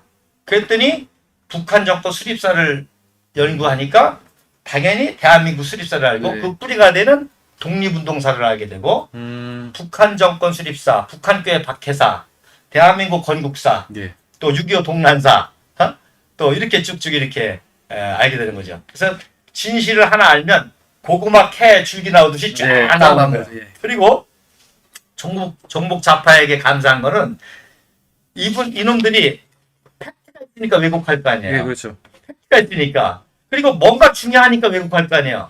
그러니까 왜곡을 뒤집어 까면은 뭐가 나와요? 진실이 진실이 나오죠. 나오죠. 예. 그러니까 쉽죠. 네. 왜곡한 걸 왜 왜곡했을까? 그 이유를 알게 되고 이걸 왜 왜곡했지? 일단 북한은 그런 그큰 사건부터 하나씩 다 파보시는 거네요. 그렇죠. 다 파본 아. 거죠. 그러니까 이제 아주 쉽죠. 아주. 그래서 이렇게 왜곡을 했고 이렇게 왜곡을 했다라는 걸 이제 알게 되면 진실에 더 가까울 수가 있는 거죠. 접근 방법이 굉장히 예. 괜찮고 신선하신데요. 그리고 이제 또 하나 지혜가 이제 내가 청년들한테도 한번 기회가 있으면 공부하는 법을 가르쳐 주고 싶은데 네. 바로 사진을 연구하는 거예요. 자, 어떻게? 그러니까 인터넷 검색할 때 네. 사진 검색을 하는 거예요. 구글 사진 검색 이런 거. 그렇죠. 예. 사진 검색을 하는 거예요. 사진이 중요하잖아요. 사진. 그래서 사진이 있는 글하고 사진이 없는 글하고 어떤 게 더 신빙성이 있어요. 사진 있는 게 있는 좀 글이죠. 더 그 사진이 그렇게 중요하기 때문에 종북좌파가 사진 조작을 한 거고 오늘날 컴퓨터 시대가 그렇게 중요하니까 태블릿 PC 조작을 한 거예요. 태블릿 PC가 다 넘어간 거 아니에요. 네. 태블릿 PC로 셀카 찍었다는데 다 넘어갔어요. 네. 태블릿 PC로 어떻게 셀카 찍어요? 그렇죠. 그 당시에 태블릿 PC 같은 경우는 또 못 찍죠. 예. 강호동이도 못 찍어요. 발가락으로 들고. 근데도 그게 넘어갔다니까? 다 넘어갔다니까? 네. 근데 셀카인데 두 손이 나왔어. 그럼 말에 남이 찍은 거죠. 그리고 예. 근데 넘어갔다니까? 말이 안 되는 최순실이가 최순실이 태블릿 PC 안에 최순실이 셀카 찍은 게 나왔다. 그렇게 선전했잖아요. 네. 근데 거기에 두 손이 있단 말이에요. 근데도 청년들이 다 넘어갔잖아요. 그게 진실이냐? 맞죠. 당시 당시. 말도 안 되는 건데. 설마 언론이 거짓말이냐? 그게 세뇌가 이렇게 무서운 거야. 와. 그래서 어쨌든지 간에 이제 사진 검색하는 거. 그러니까 사진 중요하니까 사진 조작을 하는 거예요. 컴퓨터가 중요하니까 PC 조작을 네. 하는 거고. 이렇게 하는 거죠. 저는 얼마 전에 들었었는데 네. 이제 아까 이제 원장님께서 이제 박근혜 대통령께서 박근혜 대통령이랑 이제 이게 리카뉴 만나는 거 이거 예. 말씀해 주셔서 생각난 건데 얼마 전에 이제 청와대 행정관으로 계시던 그 당시에 60년대부터 79년도까지 계시던 분이랑 예. 통화를 예. 나눴거든요. 저희 집안 분이시라서. 예. 근데 박근혜 대통령이 엄청 당시에 총명하셨다고 그러시더라고요. 그러니까 이제 역사를 아는 사람은 네. 금방 알지. 뭐 연설문을 뭐 써줬다, 참조했다 말이 안 되는 얘기죠. 이분은 이때 이미 영어를 통역했고 스페인어를 했고 프랑스어를 했고 그만두시고 독학으로 중국어를 했습니다. 4개국 5개국을 네. 하신 분이에요. 그리고 27살 때 이미 국가 정상들 간의 국제 외교를 다 통역을 했는데 무슨 뭐 드레스덴 연설문을 최순실이가 쓴 거를 받았다? 네, 말이 안 말이 안 되는 거죠. 근데 이제 국민들이 다 세뇌 넘어간 거예요. 이미 그렇게 해놨으니까. 박정희 독재자의 딸 박근혜. 그래 보니까 신뢰를 안 하는 거지. 박근혜 대통령께서 쩔쩔 맸다고 그러시더라고요. 누구 박근혜 네, 영예 영예, 때는 네. 똑똑하니까. 네, 쩔쩔 맸다고 그러시더라고요. 예. 어. 그 둘이 이제 한번 대립이 음. 시작되시면은 박근혜 대통령께서는 그 어떤 이론이 맞아 떨어질 때까지 네. 이 대통령께서 인정을 하실 때까지 방에서 안 나오시고 예. 그래서 그래서 저 이제 기회가 되면 예. 박근혜 대통령도 모르는 박정희 대통령이 많으실 거라고. 그럼 맞습니다. 맞죠. 예. 맞죠. 저도 저희 아버님이 있지만 아버님에 대해서 모르는 게 많잖아요. 같이 가족이지만. 예, 맞습니다. 그래서 그래서 박정희 대통령의 나는 너무 위대한 것들을 많이 또 봤어요. 오늘 이제 아직 이건 빙산의 일각이고 네. 우리 대한민국이 이렇게 정말 전쟁의 폐허에서 이렇게 위대한 나라가 될 수 있는 것은 한마디로 말해서 이승만, 박정희라고 하는 천재가 통치했기 때문입니다. 리콴유라고 하는 천재가 통치했기 때문에 네, 싱가포르이 예. 됐던 것처럼 천재가 통치했기 때문에 이런 역사가 있고 북한이 왜 저렇게 됐냐? 멍텅구리, 방텅구리, 똥통구리. 육림중학교 중퇴, 네. 중학교 중퇴. 예. 저런 애들이 정권을 잡으니까 저렇게 망가질 수밖에 없고 지금도 마스크도 네. 대통령이 마스크 두 장 쓰고 우리는 걸레 취급하는 파라 마스크. 그렇죠. 지금 아무도 안 끼는 마스크죠. 우리 국민들이 이걸 안 됩니다. 저 북한이 저렇게 됐어요. 6.25를 전쟁 일으킬 때는 남한보다 강했기 때문에 군수물자라든지 일으켰단 말입니다.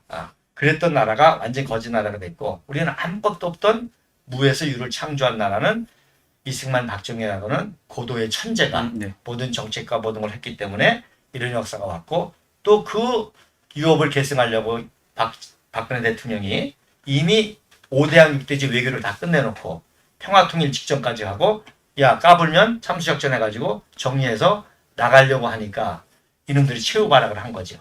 거기에 모든 대남 공작을 했고 네. 또 종북좌파가 했고 거기에 정말 이가 갈리는 보수 반역 세력이 배신하는 바람에 손을 쓸 수가 없었던 거죠. 그리고 유일하게 정치권 내에서는 조원진 의원이 이제 그 사실을 아니까 투쟁했고 또 우리 같이 이제 역사를 알고 또 이건 아니다 깨달은 분들이 이제 아스팔트 들고 나와서 오늘날까지 이 역사를 지키는 거죠. 투쟁을 하는 거고 그래서 우리는 이길 수밖에 없고 이겨야만 하고 또 이겨가는다고 나는 믿습니다. 예. 그게 반드시 당연히 그렇게 돼야죠. 국민들이 우리의 진실을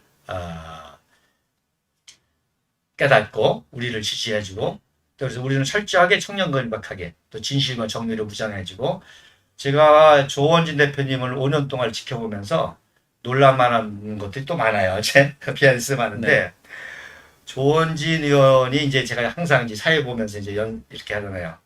조원진 대표님이 연설하다가도 박근혜라는 말이 나올 때는 눈빛이 달라집니다. 대표님께서요? 예, 대표님. 그래서 제가 이분의 진정성, 진짜 박근혜 대통령을 존경하고 신뢰하고 예. 사랑하고 또 그분이 늘 말했듯이 박근혜 대통령에 대한 탄핵은 대한민국에 대한 탄핵이고 역사에 대한 탄핵이고 이런 이제 소신이 확산하다는 것을 제가 예부터 느끼고 또 5년 동안 당을 꾸려나가면서 정말 청렴결백하게 어떤 의미에서 살림살이 잘하시는 분입니다. 예. 살림살이 정말 잘하시는 근데 분입니다. 자꾸 혼자 살림살이를 꾸리시는 게 너무 예, 너무 안타깝고 안 돼 보이시니까. 그래서 이 방송을 들으시는 우리 많은 독지가님들 통큰 기부를 좀 많이 해주시기 바랍니다. 믿고 사실 그런 통큰 기부자들을 많이 접촉을 하고 또 이런 역사도 많이 있었어요. 근데 그분들이 겁을 내는 거예요. 아직까지도. 네, 그렇죠. 그래서 그런데 그분들 용기를 가지고 좀 했으면 좋겠습니다. 예. 저는 이게 대한민국을 살리는 길이고 대표님께서 그 현직에 계실 때 예, 평가가 제대로 섰으면 좋겠는데 예, 좀 국민들이 지금 조금 무지라고 하기는 좀 그렇고 좀 어느 정도 소금감이 많이 있기 때문에 예. 대표님께서 나중에 제일 걱정되는 게 후대에서의 평가가 좋을까 봐. 아니 걱정하지 마세요.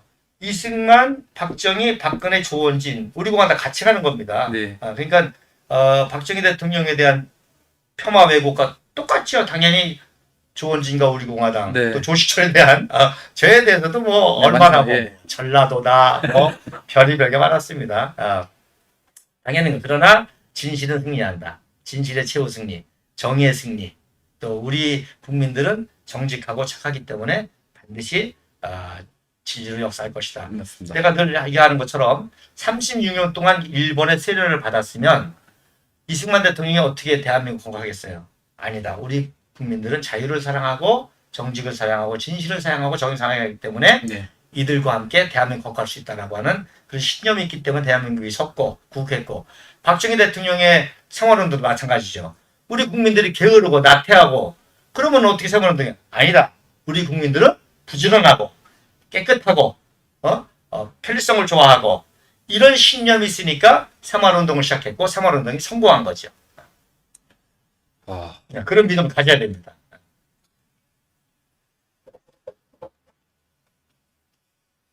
원장님 제가 이거 별개의 네. 질문인데요. 한번 요거랑 관계 없는 네. 내용인데 질문을 한번 드려봐도 될까요? 예. 저는 그 이승만 시대 조봉암이 궁금하거든요. 조봉암. 조봉암. 예. 아, 그 사건이 어떻게 된 건지가 저는 예. 간략하게겠죠. 이승만 박사가 이제 36년 만에 왔잖아요. 예. 그러니까 국내에 그 난다긴다는 사람들은 다 제자입니다. 이승만 박사가 그 YMC 활동으로 해서 무슨 뭐 윤치영이라든지 조병욱이라든지 장택상이라든지 네. 이런 그다음에 송진우라든지 다 파트너 다 그 당시 예. 40대 50대의 그 당시 제자들, 다 정치제자들인 거죠. 제자들인 거예요. 이미 3.1운동 때 제자들이고 또 YMC 제자들이고 그런 제자들이 있기 때문에 이제 인맥을 알고 오셔가지고 어느 날 회의를 하는데 조봉암이가 이놈이 보니까 말을 잘해. 그리고 굉장히 설득력이 있고 또 그 화합하는 거 이런 걸 하네. 그래서 종용구복이 눈여겨 본 거예요. 이승만 대통령이. 그래서 저놈이 공산주의자긴 한데 예. 그래도 이렇게 언변이 있고 또 화술이 있고 이런 거 있던 걸 알고서는 초대 농림부 장관을 조봉암 예, 시킨 내각을, 거예요. 예. 공산주의자인 거 알면서도 시킨 겁니다. 왜냐하면 지주들의 반발이 너무 심하잖아요. 농지개혁. 예. 그러니까 지주들을 설득하고 또 그렇게 공산주의적인 그런 평등의 사상을 가지고 설득하고 할 수 있는 건 조봉암이었기 때문에 그걸 알고 예. 농림부 장관을 시켜가지고 농지개혁을 성공을 한 거죠. 그러나 조봉암이는 이제 근본적으로 이제 그 공산주의자이기 때문에 반드시 저쪽에서 공격을 하죠. 그래서 56년도에 이제 대통령 후보로 나왔다가 그때 이제 북한에 관련된 정치 자금을 예, 받은 걸로 받게 해서. 됐어요. 그래서 그러니까 이승만 대통령이 얼마나 훌륭한 분이냐면 상권 분립이기 때문에 예. 전혀 개입을 안 합니다. 본인께서는. 그러죠. 그래서 사형 선고가 나서 이승만 박사도 조봉암이 살려주려고 그랬어요. 죽이지는 마라. 건국의 공신인데. 그러나 대법원에서 판결이 났기 때문에 할 수 없었던 거죠. 그리고 장택상이라든지 이런 친구들도 말리 살리려고 했지만 워낙 뭐 여러 가지 물증도 있고 또 그 당시 52년도에 전쟁한 지 휴전 3년밖에 안 됐잖아요. 그 국민 감정이 말이에요. 북한에 공작 자금 받았다. 국민 감정이라는 게 있잖아요. 예, 안 좋죠. 그것도 그런 사람도 대통령 후보까지 나왔고. 그래서 이제 사형을 당하게 됐던 거죠. 물론 간첩은 그쪽에서 주장하는 사실은 간첩은 아니잖아요. 그 지금 조봉암을 추종하는 사람들은 이제 그 사람들은 이제 자꾸 또 재판을 또 뒤집으려고 해요. 뭐 4.3 뒤집듯이, 여순 뒤집듯이, 5.18 뒤집듯이. 5.18은 이미 전두환 대통령 때 국가 보위 그 위반으로 김대중이가 사형 선고가 됐던 거 아니에요. 그때 이미 판결이 났던 대법원에 난 거를 김영삼이가 또 뒤집은 거 아니에요. 그러면 얘네 또 뒤집으려는 거예요. 그러니까 정치적인 걸로 하지 말고 친실로 하면 된다는 거예요. 조봉암도 친실로 밝히면 돼요. 어쨌든 간에 이제 조봉암에는 이제 그런 사건이 있었던 거죠. 그러니까 이 이념과 사상은 너무 틀리지만 우파에는 여태까지 우리공화당 같은 정당이 없었잖아요. 그렇죠. 그러니까 망가졌다고 봐야지 김영삼 때부터. 근데 그냥 조봉암이라는 인물을 봤을 때 그 이념과 사상을 빼고 당을 구축하는 과정이나 민초들을 데리고 움직였던 거나 그 당시에 했던 게 저는 조 대표님이랑 어느 정도 그 이념과 사상은 틀리지만 근데 그 조봉암 조자는 나라조가 아니라 문조예요. 그러니까 좀 비슷한 우파에서 이런 지도자는 여태까지 없었잖아요. 조원진이라는 정당 그 상황에서 그 상황에서 비슷한데 지금 상황이 이 좌파들이 조원진을 조봉암처럼 만들기가 너무 쉬운 그렇죠. 극으로 몰고 상황인 것 같아서. 근데 오히려 그럴수록 우리는 선명해지는 거고 또 어떤 의미에서 이제 그 극자로 간 거거든요. 5.18까지 헌법 전문해낸다는 거는 이건 완전히 극자로 가고 공산을 하겠다는 거고 북한 쪽으로 가겠다는 거기 때문에 오히려 그들과 싸울 수 있는 강력한 세력은 우리처럼 이 선명하게 정직과 정의와 진실과 대한민국의 정통성과 정체성을 확고히 잡은 세력만이 이길 수 있고 나는 오히려 그런 국면이 전개된다고 보는 거예요. 그래서 국민들이 야, 이 큰일 났다. 이거 뭐 빨갱이는 안 된다고 이재명에는 제발 안 된다고 윤석열이 뽑아줬더니 절로 가네. 어떡하지? 이거 누가 살려?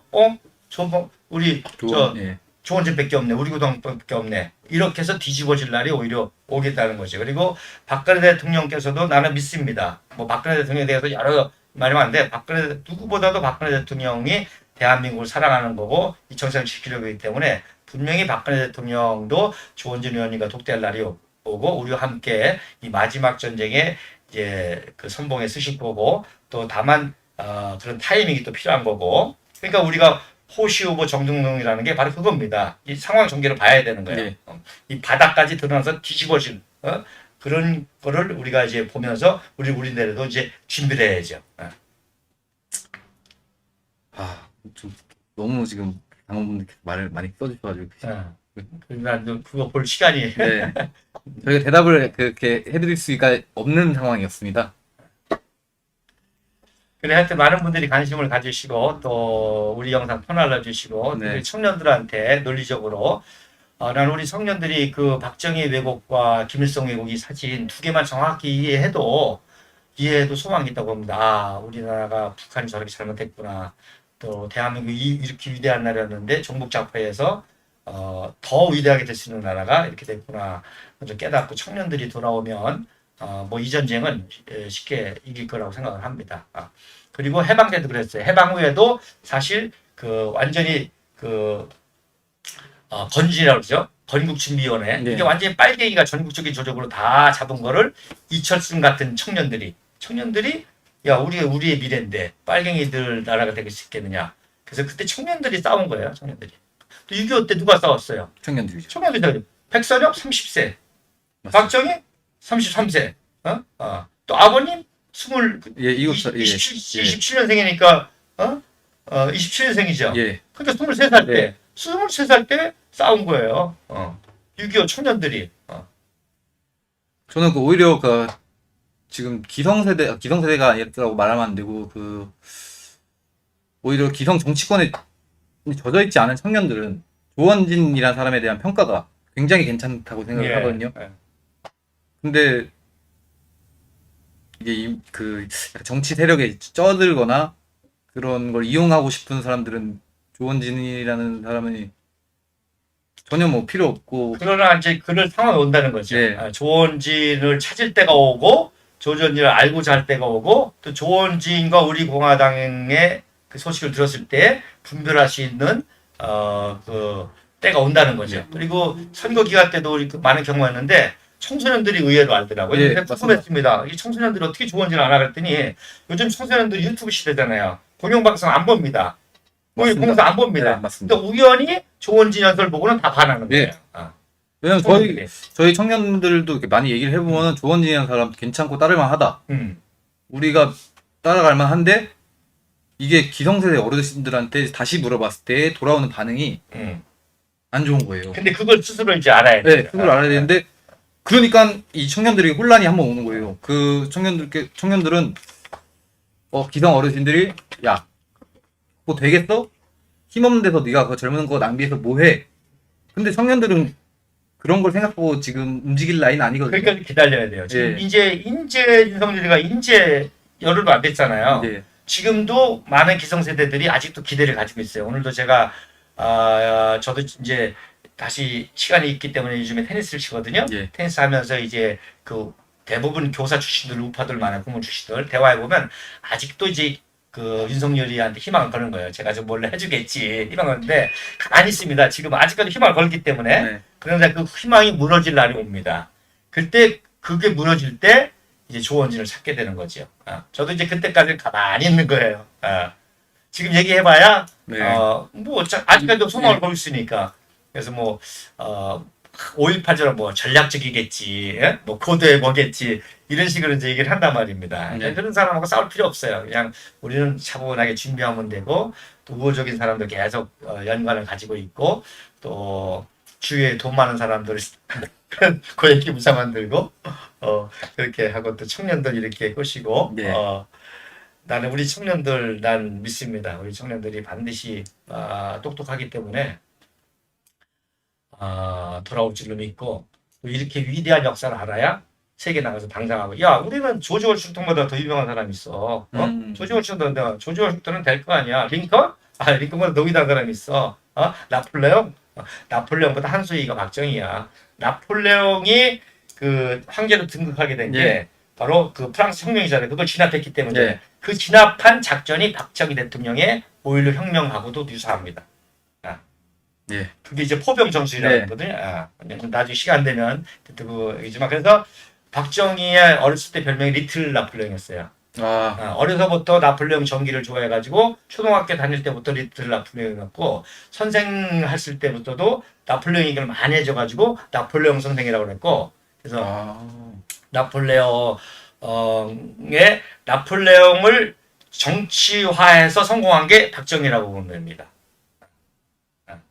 그래서 나폴레옹은 어떤 의미에서 실패했죠. 예, 현대사에서의 그렇죠. 나폴레옹인 거죠. 그래서 나폴레옹의 우리가 아는 거는 두 가지입니다. 나폴레옹이 왜 어떻게 순식간에 유럽을 제패했냐?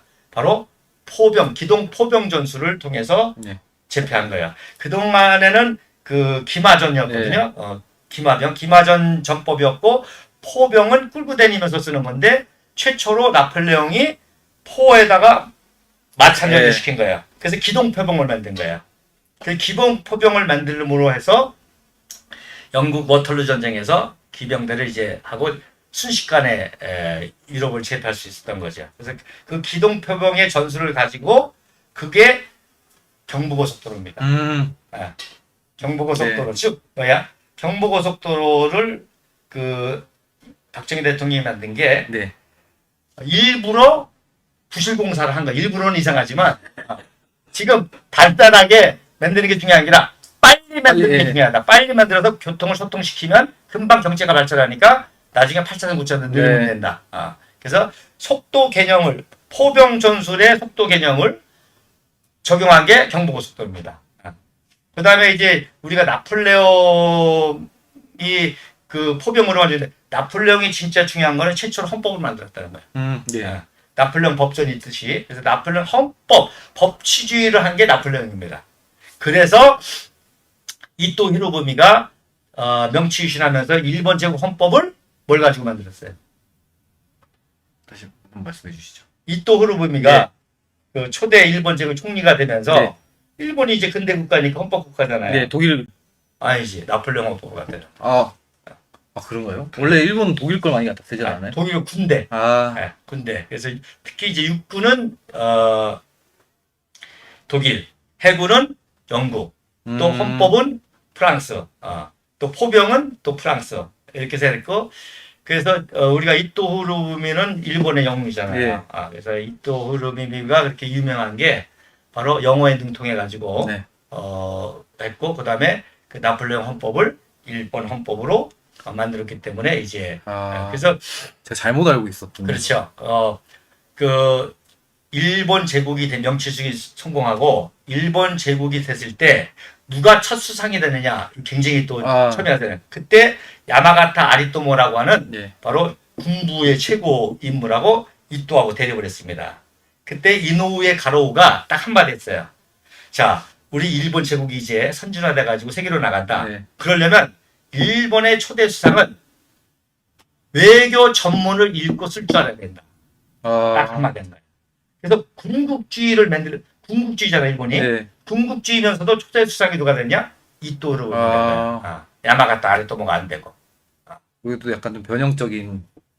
그렇죠. 그러니까 이제 일본의 핵심을 본 거죠. 이노우 가로우도 국제화가 중요하다는 거. 그래서 영어 전문을 읽을 수 있는 이토가 이제 초대 수상이 되고 나중에 이제 야마가타 아리토모가 또 수상이 되면서 군국주의가 되고 그래서 안중근 의사가 이토 히로부미를 1909년도에 저거잖아요.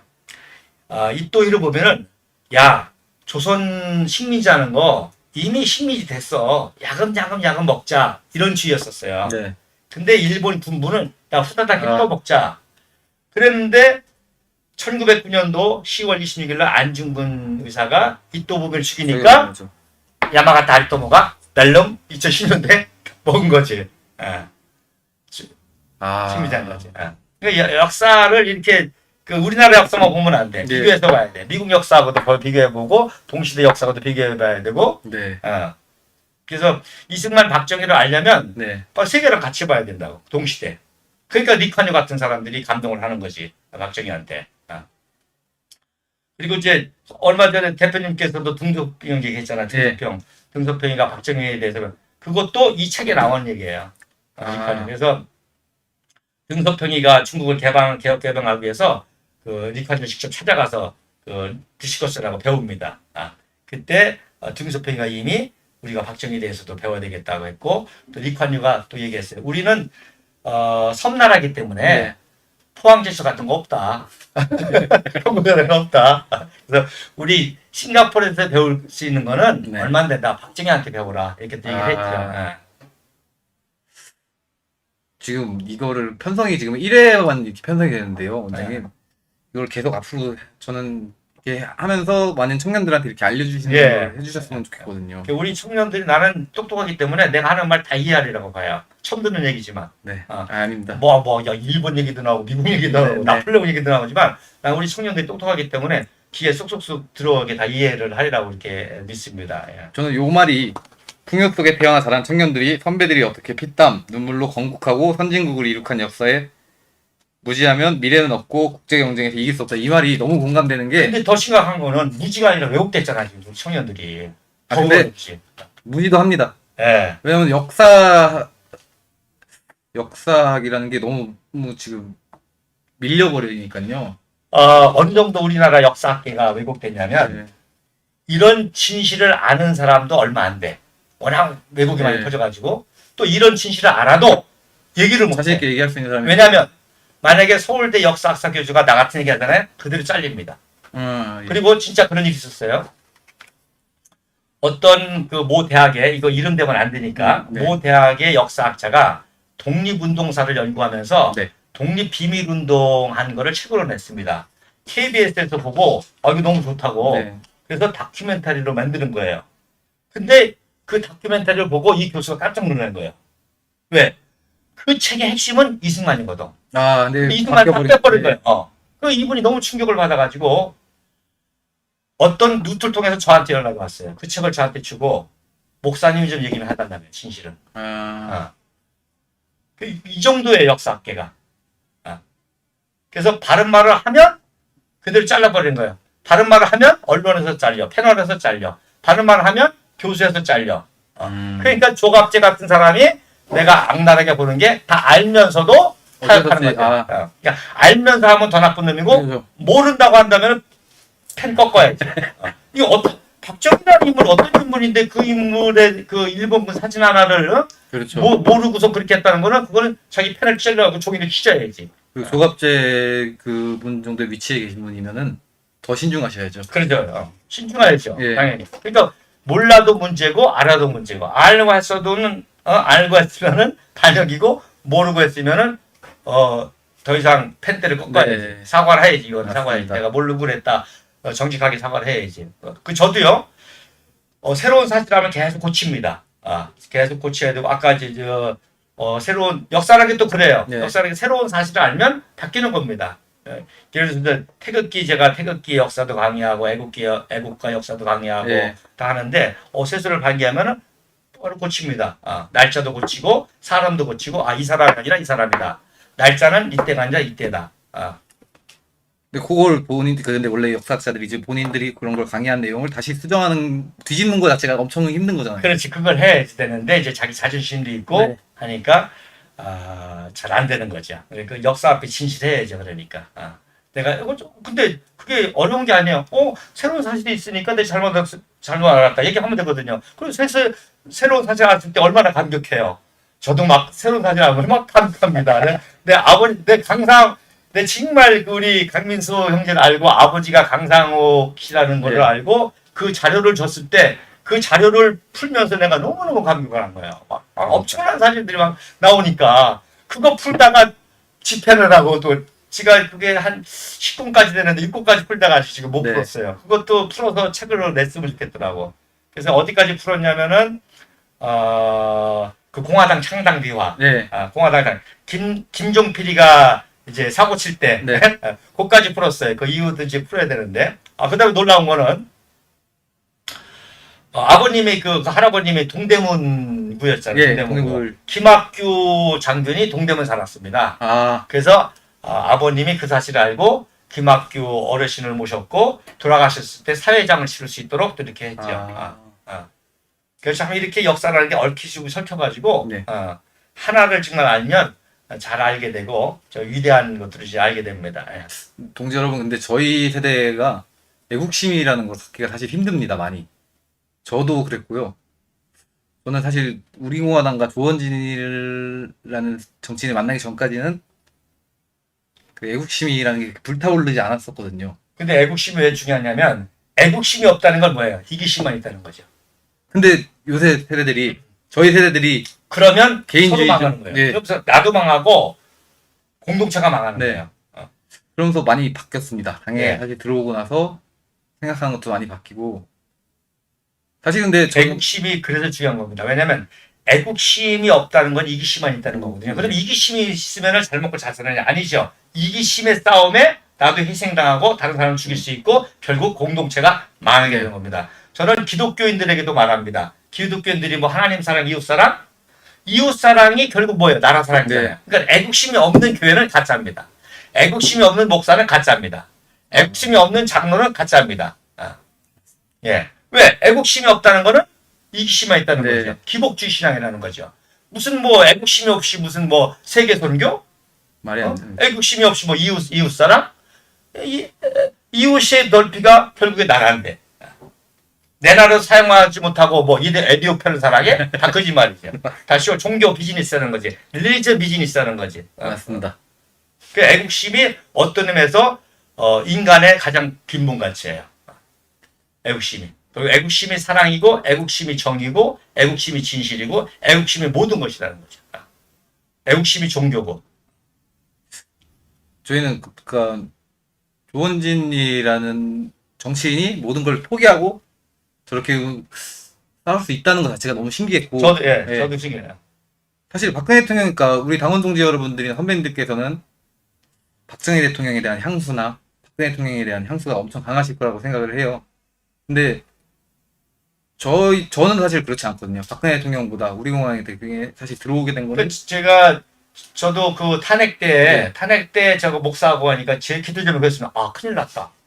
이승만, 박정희, 박근혜를 이어가야 되는데, 박근혜 대통령이 이렇게 무너지면 포스트 포스트 박근혜가 없는 거. 박근혜가 누구냐. 네. 이게 난 걱정이었던 거죠. 그래서 사람들이 처음에 황교안이를 기대했는데, 황교안이도 나가리. 네. 김진태한테 김진태도 나가리. 나가리. 그래서 망연자실한 순간에 갑자기 조원진하고 남재준이가 떴어요. 네. 그때. 근데 일주일 만에 이제 남재준이가 들통이 났지. 네. 그래서 조원진 의원이 딱 뜨면서 저분이다. 이승만, 박정희, 박근혜를 이어갈 분은 조원진이구나. 그래서 그때부터 이제 지켜보고 저는 그때 당원 가입도 안 했었어요.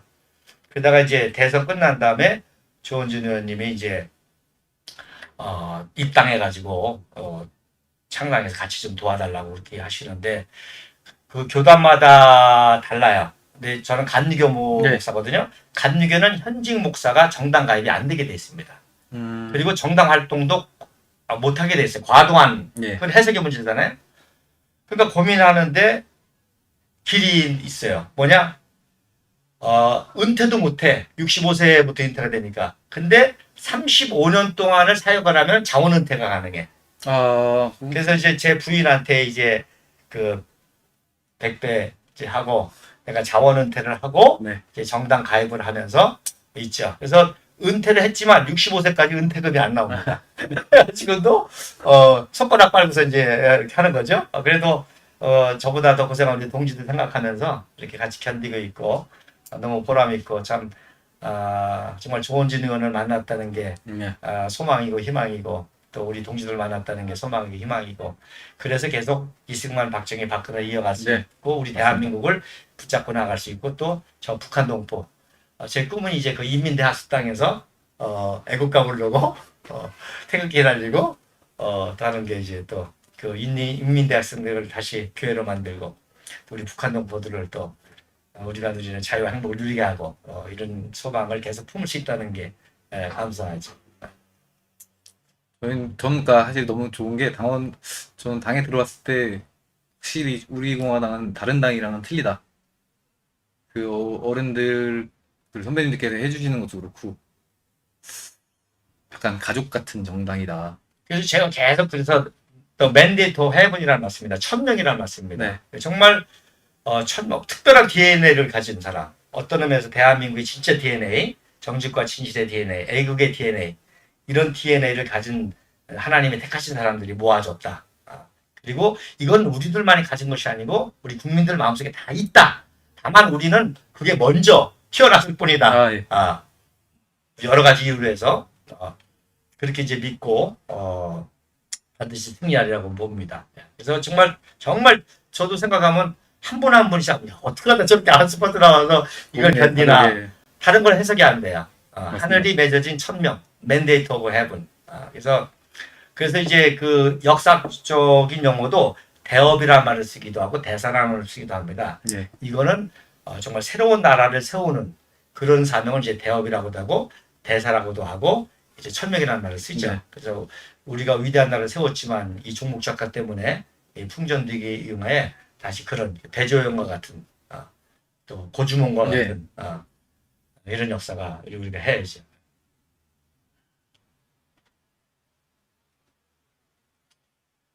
오늘 갑자기 지금 오디오가 비었습니다. 1시간 반을 얘기했네. 어떻게 이렇게 마무리를 어떻게 해야 되죠, 원장님? 이제 또 기회가 되면 또 다른 주제를 가지고 다음에 한번 무궁무진해요. 남로당 사건도 너무너무 재밌어요. 네, 저는 박사님. 사실 너무 좋거든요. 이렇게 네. 원장님한테 그 역사적인 얘기를 듣고 배울 수 있다는 것 자체가. 예. 박정희 장교의 이게 남로당 사건도 네. 100% 조작입니다. 박정희 청년이 자기도 남로당 가입된 사실을 몰랐어요. 이름만 적어진 거예요. 그런데 이제 워낙 소련급이기 때문에 소련 굉장히 고급이에요. 예, 그렇기 고급장교. 때문에 이제 잡혀가지고 사형을 받을 수밖에 없었는데 그런 사실들이 다 그 진실이 밝혀짐으로 말미암아 또 그 당시 이제 박세엽 장군도 훌륭하지만 그 당시 군인 반란 사건인데 이승만 박사 외에는 사면권이었습니다. 예. 이승만 박사 살린 거예요. 물론 백선엽, 김정열 뭐 이런 분들이 이제, 설득은- 이제 보고서를 썼죠. 네. 두명 보고서를 썼지만 거기에 이제 최종 사인을 하고 그때 유명한 예와 이제 미 고문관 하우스만 대위가 또 이제 미 고문관으로 이제 핵심인데 이승만 박사가 딱 이렇게 자료를 보니까 자기 생각이 나는 거야. 자기도 청년 때 선교사가 키워서 최고 에리트였는데 엮여가지고 네. 대역죄로 잡혔잖아. 보니까 엮였네. 근데 보니까 당대 최고 엘리트야. 일본 육사는 수석으로 졸업했어? 만주 군관학교를 수석으로 졸업하고 일본에서 이거 뭐 아시아 제일 똑똑한 놈이네. 인재를 함부로 죽이면 안 돼. 살려. 그래가지고 그 고등법원에서 일단 무기징역을 때리고 네. 그다음에 10년을 감형시킨 다음에 왜 10년 감형시켰냐? 그 당시 사면권이 10년부터거든. 10년 이후에는 그렇죠. 사면권은 예측이 그래서 되는 거고요. 감형시킨 다음에 사면을 시켰죠. 그러니까 곧바로 봐서 문관으로 이제 정보국에 취직을 해서 북한 군무원으로 계셨던 거죠, 그러면? 그렇죠 문관으로. 네. 그래서 전투 정보과라는 과를 새로 만들었어. 백선일이. 그래가지고 놀라운 거는 북한이 어느 루트를 통해서 언제 어디서 남침할 거라는 것까지 다 파악을 했지. 박정희 그 문관이. 예. 그래서 날짜까지도 거의 25일이 가능성이 있을 것이다. 까지도 해서 보고서를 올렸는데 이게 중간에서 이제 안 올라간 거예요. 그러니까 박정희 대통령이 제가 이제 한 가지 오해가 이승만 대통령이 그걸 묵살했다고 오해를 했을 가능성이 있는 거지. 근데 그게 이제 최병덕이나 또 그 신성모 국방부 네. 장관 선에서 이제 커트데스가 있었던 거지. 그래서 그런 오해가 있었다는 얘기들도 많이들 해요. 그러니까 근데 어쨌든 그래서 그리고 마침 어머님이 위독하셔가지고 예. 그 박정희 문관이 그 대구 내려간 사이에 전쟁이 난 거지. 그래서 바로 이제 복귀하려고 왔죠. 그래서 이승만 대통령이 언제 복귀시켰냐면 7월 7일 날.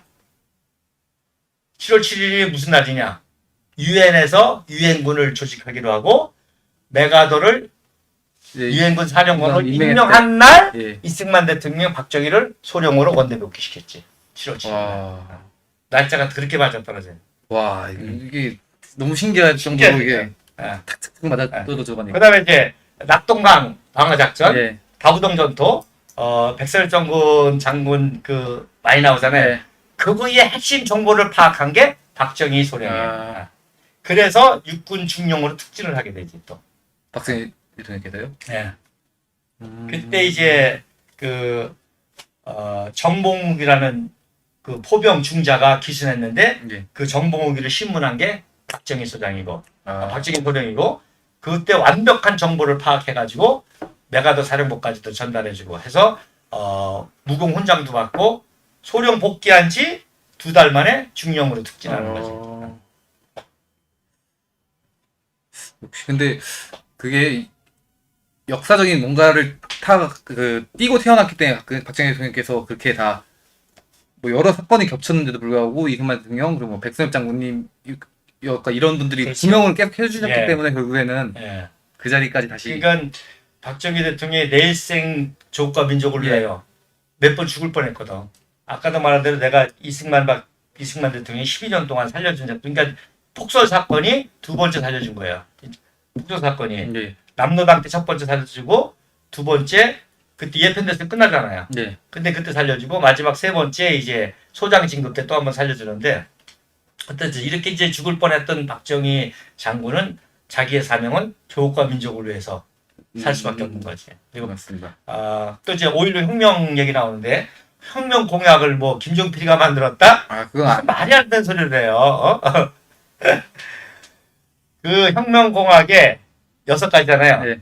5가지가 이승만 대통령이 하야 때 유지였었어요. 아 거기다 이제 한 가지 종을 그래서 추가해서 마지막에 이어가겠다는 거죠. 그렇지. 적당한 때에 민전이해야겠다는 거는 추가한 거고 그 5가지를 박정희 대통령이 정리한 거지. 바로 유엔과 국제사회와 협력하겠다. 또 실질적인 방공태세를 네. 완벽하겠다. 그 다음에 통일을 위해서 준비하겠다. 부정부패를 일소하겠다. 또 경제개발을 하겠다. 이 5가지 했다. 오히려 그러니까 이승만 대통령보다 박정희 대통령이 반공은 더 이렇게 똑같죠? 아, 예. 똑같을 수밖에 없죠. 국시긴 국시였으나 좀 더 이승만 대통령도 국시가 반공이었던 거고 네. 이것도 그대로 이거 국시를 이어받은 거고. 근데 다만 이승만 대통령의 모든 플랜과 이런 것들을 이제 완성한 게 이제 박정희 대통령이라고 봐야 되는 거죠. 이 연장선으로 봐야 돼요. 그래서 어떤 의미에서 우파의 그동안의 문제가 뭐였냐면 예. 박정희를 추종하는 사람은 이승만 대통령을 좀 네. 하는 거예요. 아까 말한 대로 왜곡돼 맞습니다. 가지고 망명했다. 또 12년 장기 독재했다. 이런 거. 그다음에 이승만 대통령을 또 너무너무 존경하는 사람은 뭐 탁월한 국제 외교 이런 사람은 군인 출신이라는 것 때문에 네. 박정희 대통령. 그래서 이 우파의 두 갈등이 어떤 의미에서 문제였던 거예요. 그동안에. 근데 이제는 그래 화합을 해야 네. 된다는 거예요. 그러니까 제 역할 중에 하나가 그겁니다. 그래서 제가 이인수 박사님한테도 만나가지고 이 얘기를 하고 너무너무 좋아해요. 이분들도 이제 오해했잖아요. 홀대했다고. 근데 들어보니까 아니거든. 너무너무 좋아하시더라고. 그럼 또 얘기해달라고 그러고 내가 이제 그 살려준 얘기 뭐 이런 네. 얘기 하시면 너무너무 좋아하고 또 오해들을 이제 풀게 되는 거죠. 그리고 그 사이에 이간질하는 분들도 많이 있어요. 아, 예. 제메랄 엑스퍼트가 너무너무 많아요. 그래서 박정희 대통령 5.16 혁명을 지지한 것도 이승만 대통령입니다. 나중에 문서가 나와 문서가. 그래서 박정희 대통령, 이승만 대통령이 65년도 돌아가셨을 때 네.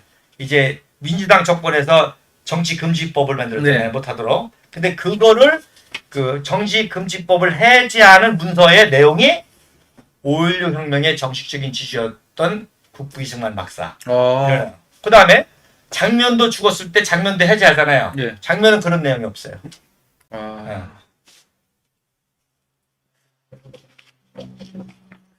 그다음에 근데 저는 궁금한 게 이제 당시의 혁명에 대한 국민들의 인식이 100% 지지죠. 100% 지지였어요. 100% 지지였죠. 그러니까 그 영상도 보시면 네, 너무 다 좋아하고 기다리고 어떤 의미에서 그러니까 이제 미국에서도 관리를 했단 말이야. 장성들을 네. 관리를 했고 또 민주당 정권에서도 그걸 굉장히 좀 우려했었고 근데 한마디로 얘기해서 용기가 없었던 거예요. 다들 용기가 없었던 거예요. 그래서 그 당시 이제 물망에 올랐던 게 박병건 장관. 네. 군부에서 가장 신임을 받는 게 이제 박병건 장군하고 이제 박정희 장군하고 또 장도영 중장 있었는데 다들 용기를 못 쓰는. 그러니까 생명을 걸지 않고는 못하는 거야. 그러니까 생명을 걸 수 있는 사람이 유일하게 박정희였던 거죠. 그러니까 거기에 경쟁하던 사람들이 어떤 의미에서 그걸 표명하는 거죠. 그래서 제가 또 강의하지만 자, 초대 군수기지 사령관을 이승만 대통령이 박정희를 임명했단 말이에요. 1960년 1월 달에 예. 초대 군수기지 사령관. 초대 군수기지 사령관은 뭐예요? 엄청난 미국의 군수물자를 다 관리하는 거잖아요. 예. 1년에 1억 불, 국가 예산이 1억 불일 때 전쟁 물자로 4억 불을 다루는 거 말이에요. 그러니까 요직이지. 예, 요직이죠. 서로 경쟁할 거 아니에요.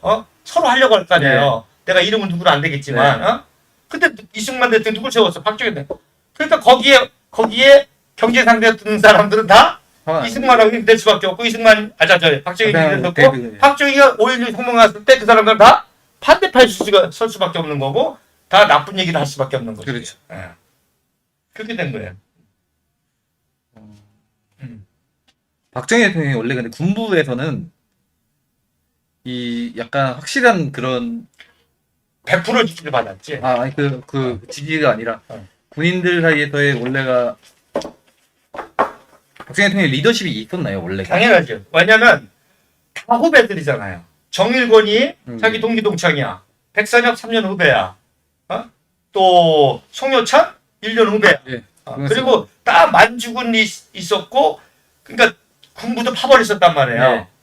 광복군파, 일본 육사파, 만주군파. 네. 근데 특이하게 박정희 대통령만은 그 당시 이 뉴스면 박정희 청년만은 만주 신경학교도 있었어.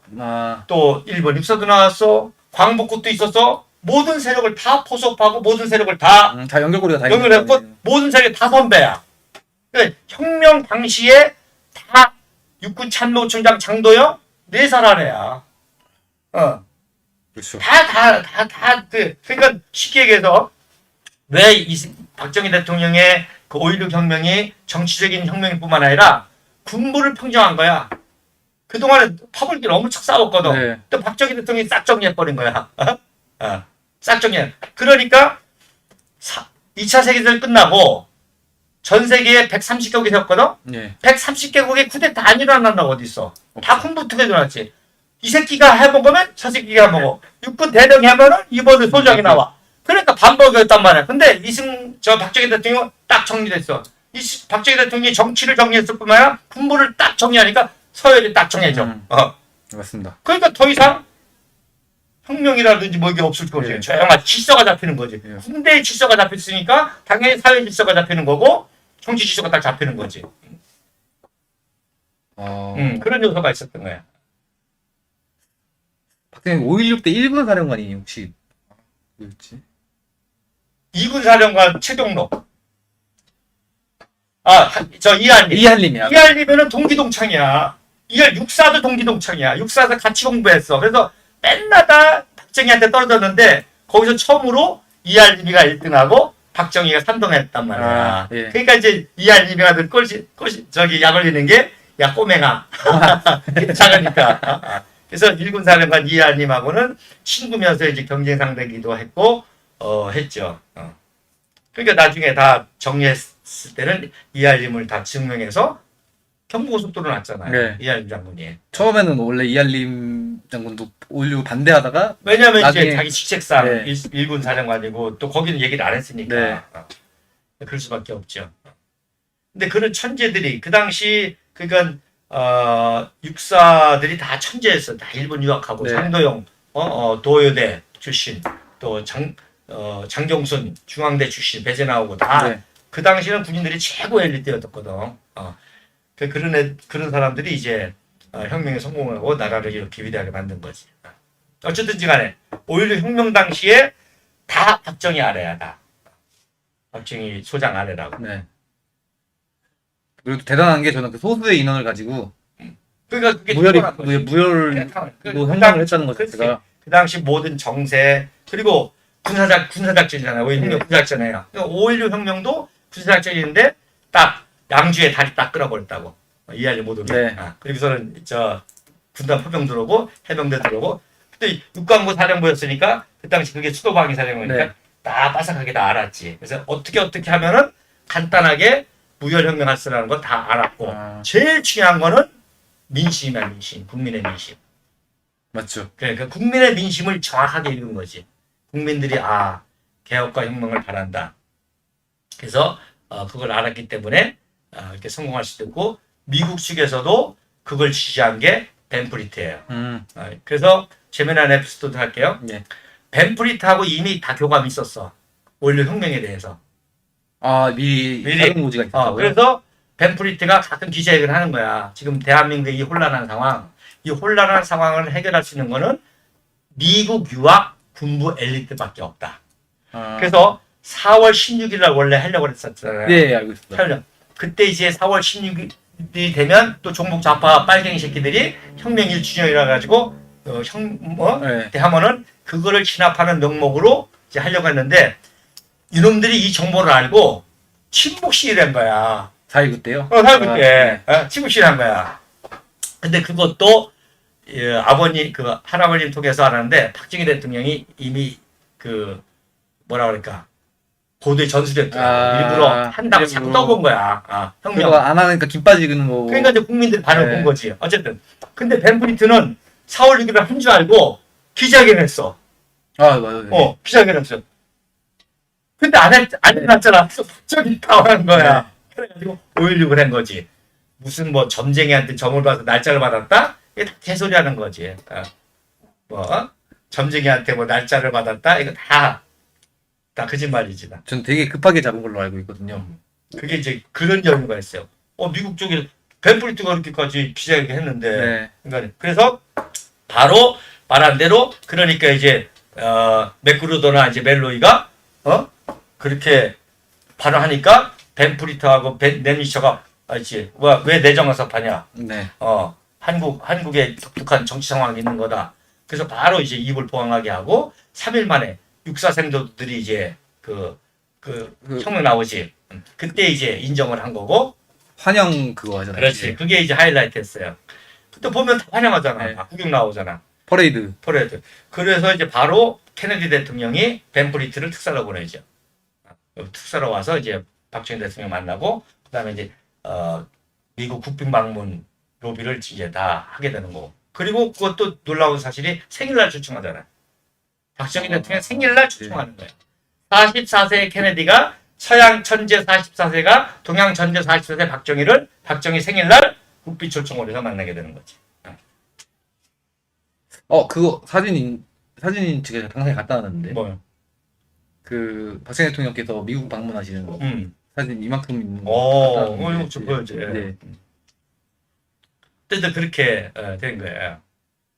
그러니까 이제 박정희 대통령이 돌아가시고 또 그런 얘기 잘 안 하시니까 밑에 있는 놈들 서로 자기 공적 내세우려고 맞습니다. 하는 것도 있고 그다음에 폄하가 되면은 이제 자기가 아는 지식을 가지고 까는 거지. 뭐 청와대에서 말 탄 걸 가지고 뭐 일본군 뭘 강반을 했다고 하고 또 선글라스 얘기도 유명한 다음에 할까? 어떤 건데요? 혁명 때 선글라스 썼잖아. 네. 또 케네디한테 선글라스 쓴 거. 아, 그것도 또 일화가 있어요. 자, 벌써 방송할 예. 2시간을 했는데요. 원장님 혹시 다음 주에도 해주실 뭐 건가요? 언제든지 뭐 다음 주에는 어떤 주제로 혹시? 원하는 걸로 네. 또 할게요. 전 대한민국 그전대 사는 어쨌든 어떤 거든 좋습니다. 남로당 해야 돼. 남로당. 네. 남로당지 숙군 짓인데 해야 돼. 이게 저희 세대가 가장 모르고 있는 대통령이 이승만 박정희거든요. 그러면서 가장 위대한 네. 영웅이죠. 그러니까 근데 이게 아이러니한 거예요. 머릿속에는 굉장한 대통령으로 이승만 대통령이나 박정희 대통령이 인식은 돼 있는데 교육 과정에서의 혼란과 그리고 그분들의 업적을 실제로 우리가 찾아보기가 너무 힘든 거예요. 그러니까 역사적 자료를 그게 말한 대로 다 오래됐으니까, 왜곡시키고 예. 숨기고 자르고 편집하고 왜곡시키고 감추고 그러니까 또 말한 대로 그럼에도 불구하고 일부 아는 사람도 있지만 용기를 내서 얘기를 못 하잖아요. 네. 그다음에 타협이나 하려고 그러고. 그리고 그분들이 이제 돌아가시는 시기가 오니까 이 사람들이 왜곡을 더 심하게 하는 것 같아요. 좀 아니까 또. 예. 이제 그분들이 이제 이제 나이 들으셔서 이제 다 돌아가시니까 박정희 대통령에 대해서 아시는 분들이나 그 주변 분들이 돌아가시니까 왜곡이 훨씬 더 심해지는 것 그렇죠. 같고요. 예. 그러나 역사는 왜곡된 게 아니고 언제든지 진실은 있고 예. 또 진실이 승리해야만 되고 진실이 또 전수가 돼야 되고 그렇습니다. 네. 아, 오늘 감사합니다. 너무 조시 원장님께서 예, 이렇게 감사합니다. 나와주셔서 너무 좋은 역사 강의를 해주셨는데 지금은 이게 파일럿처럼 이제 진행한 거거든요. 근데 요거를 이제 프로그램으로 해가지고 좀 더 제대로 좀 역사적인 자료나 그리고 이런 것도 이제 원장님께서 이런 거 일일이 다 만들어 오시면 힘드니까 제가 좀 이제 옆에서 이런 거 좀 보완을 해서 제가 좀 더 좋은 방송을 원장님과 역사 방송을 꾸려보도록 하겠습니다. 원장님 오늘 너무 감사합니다. 네, 감사합니다. 예.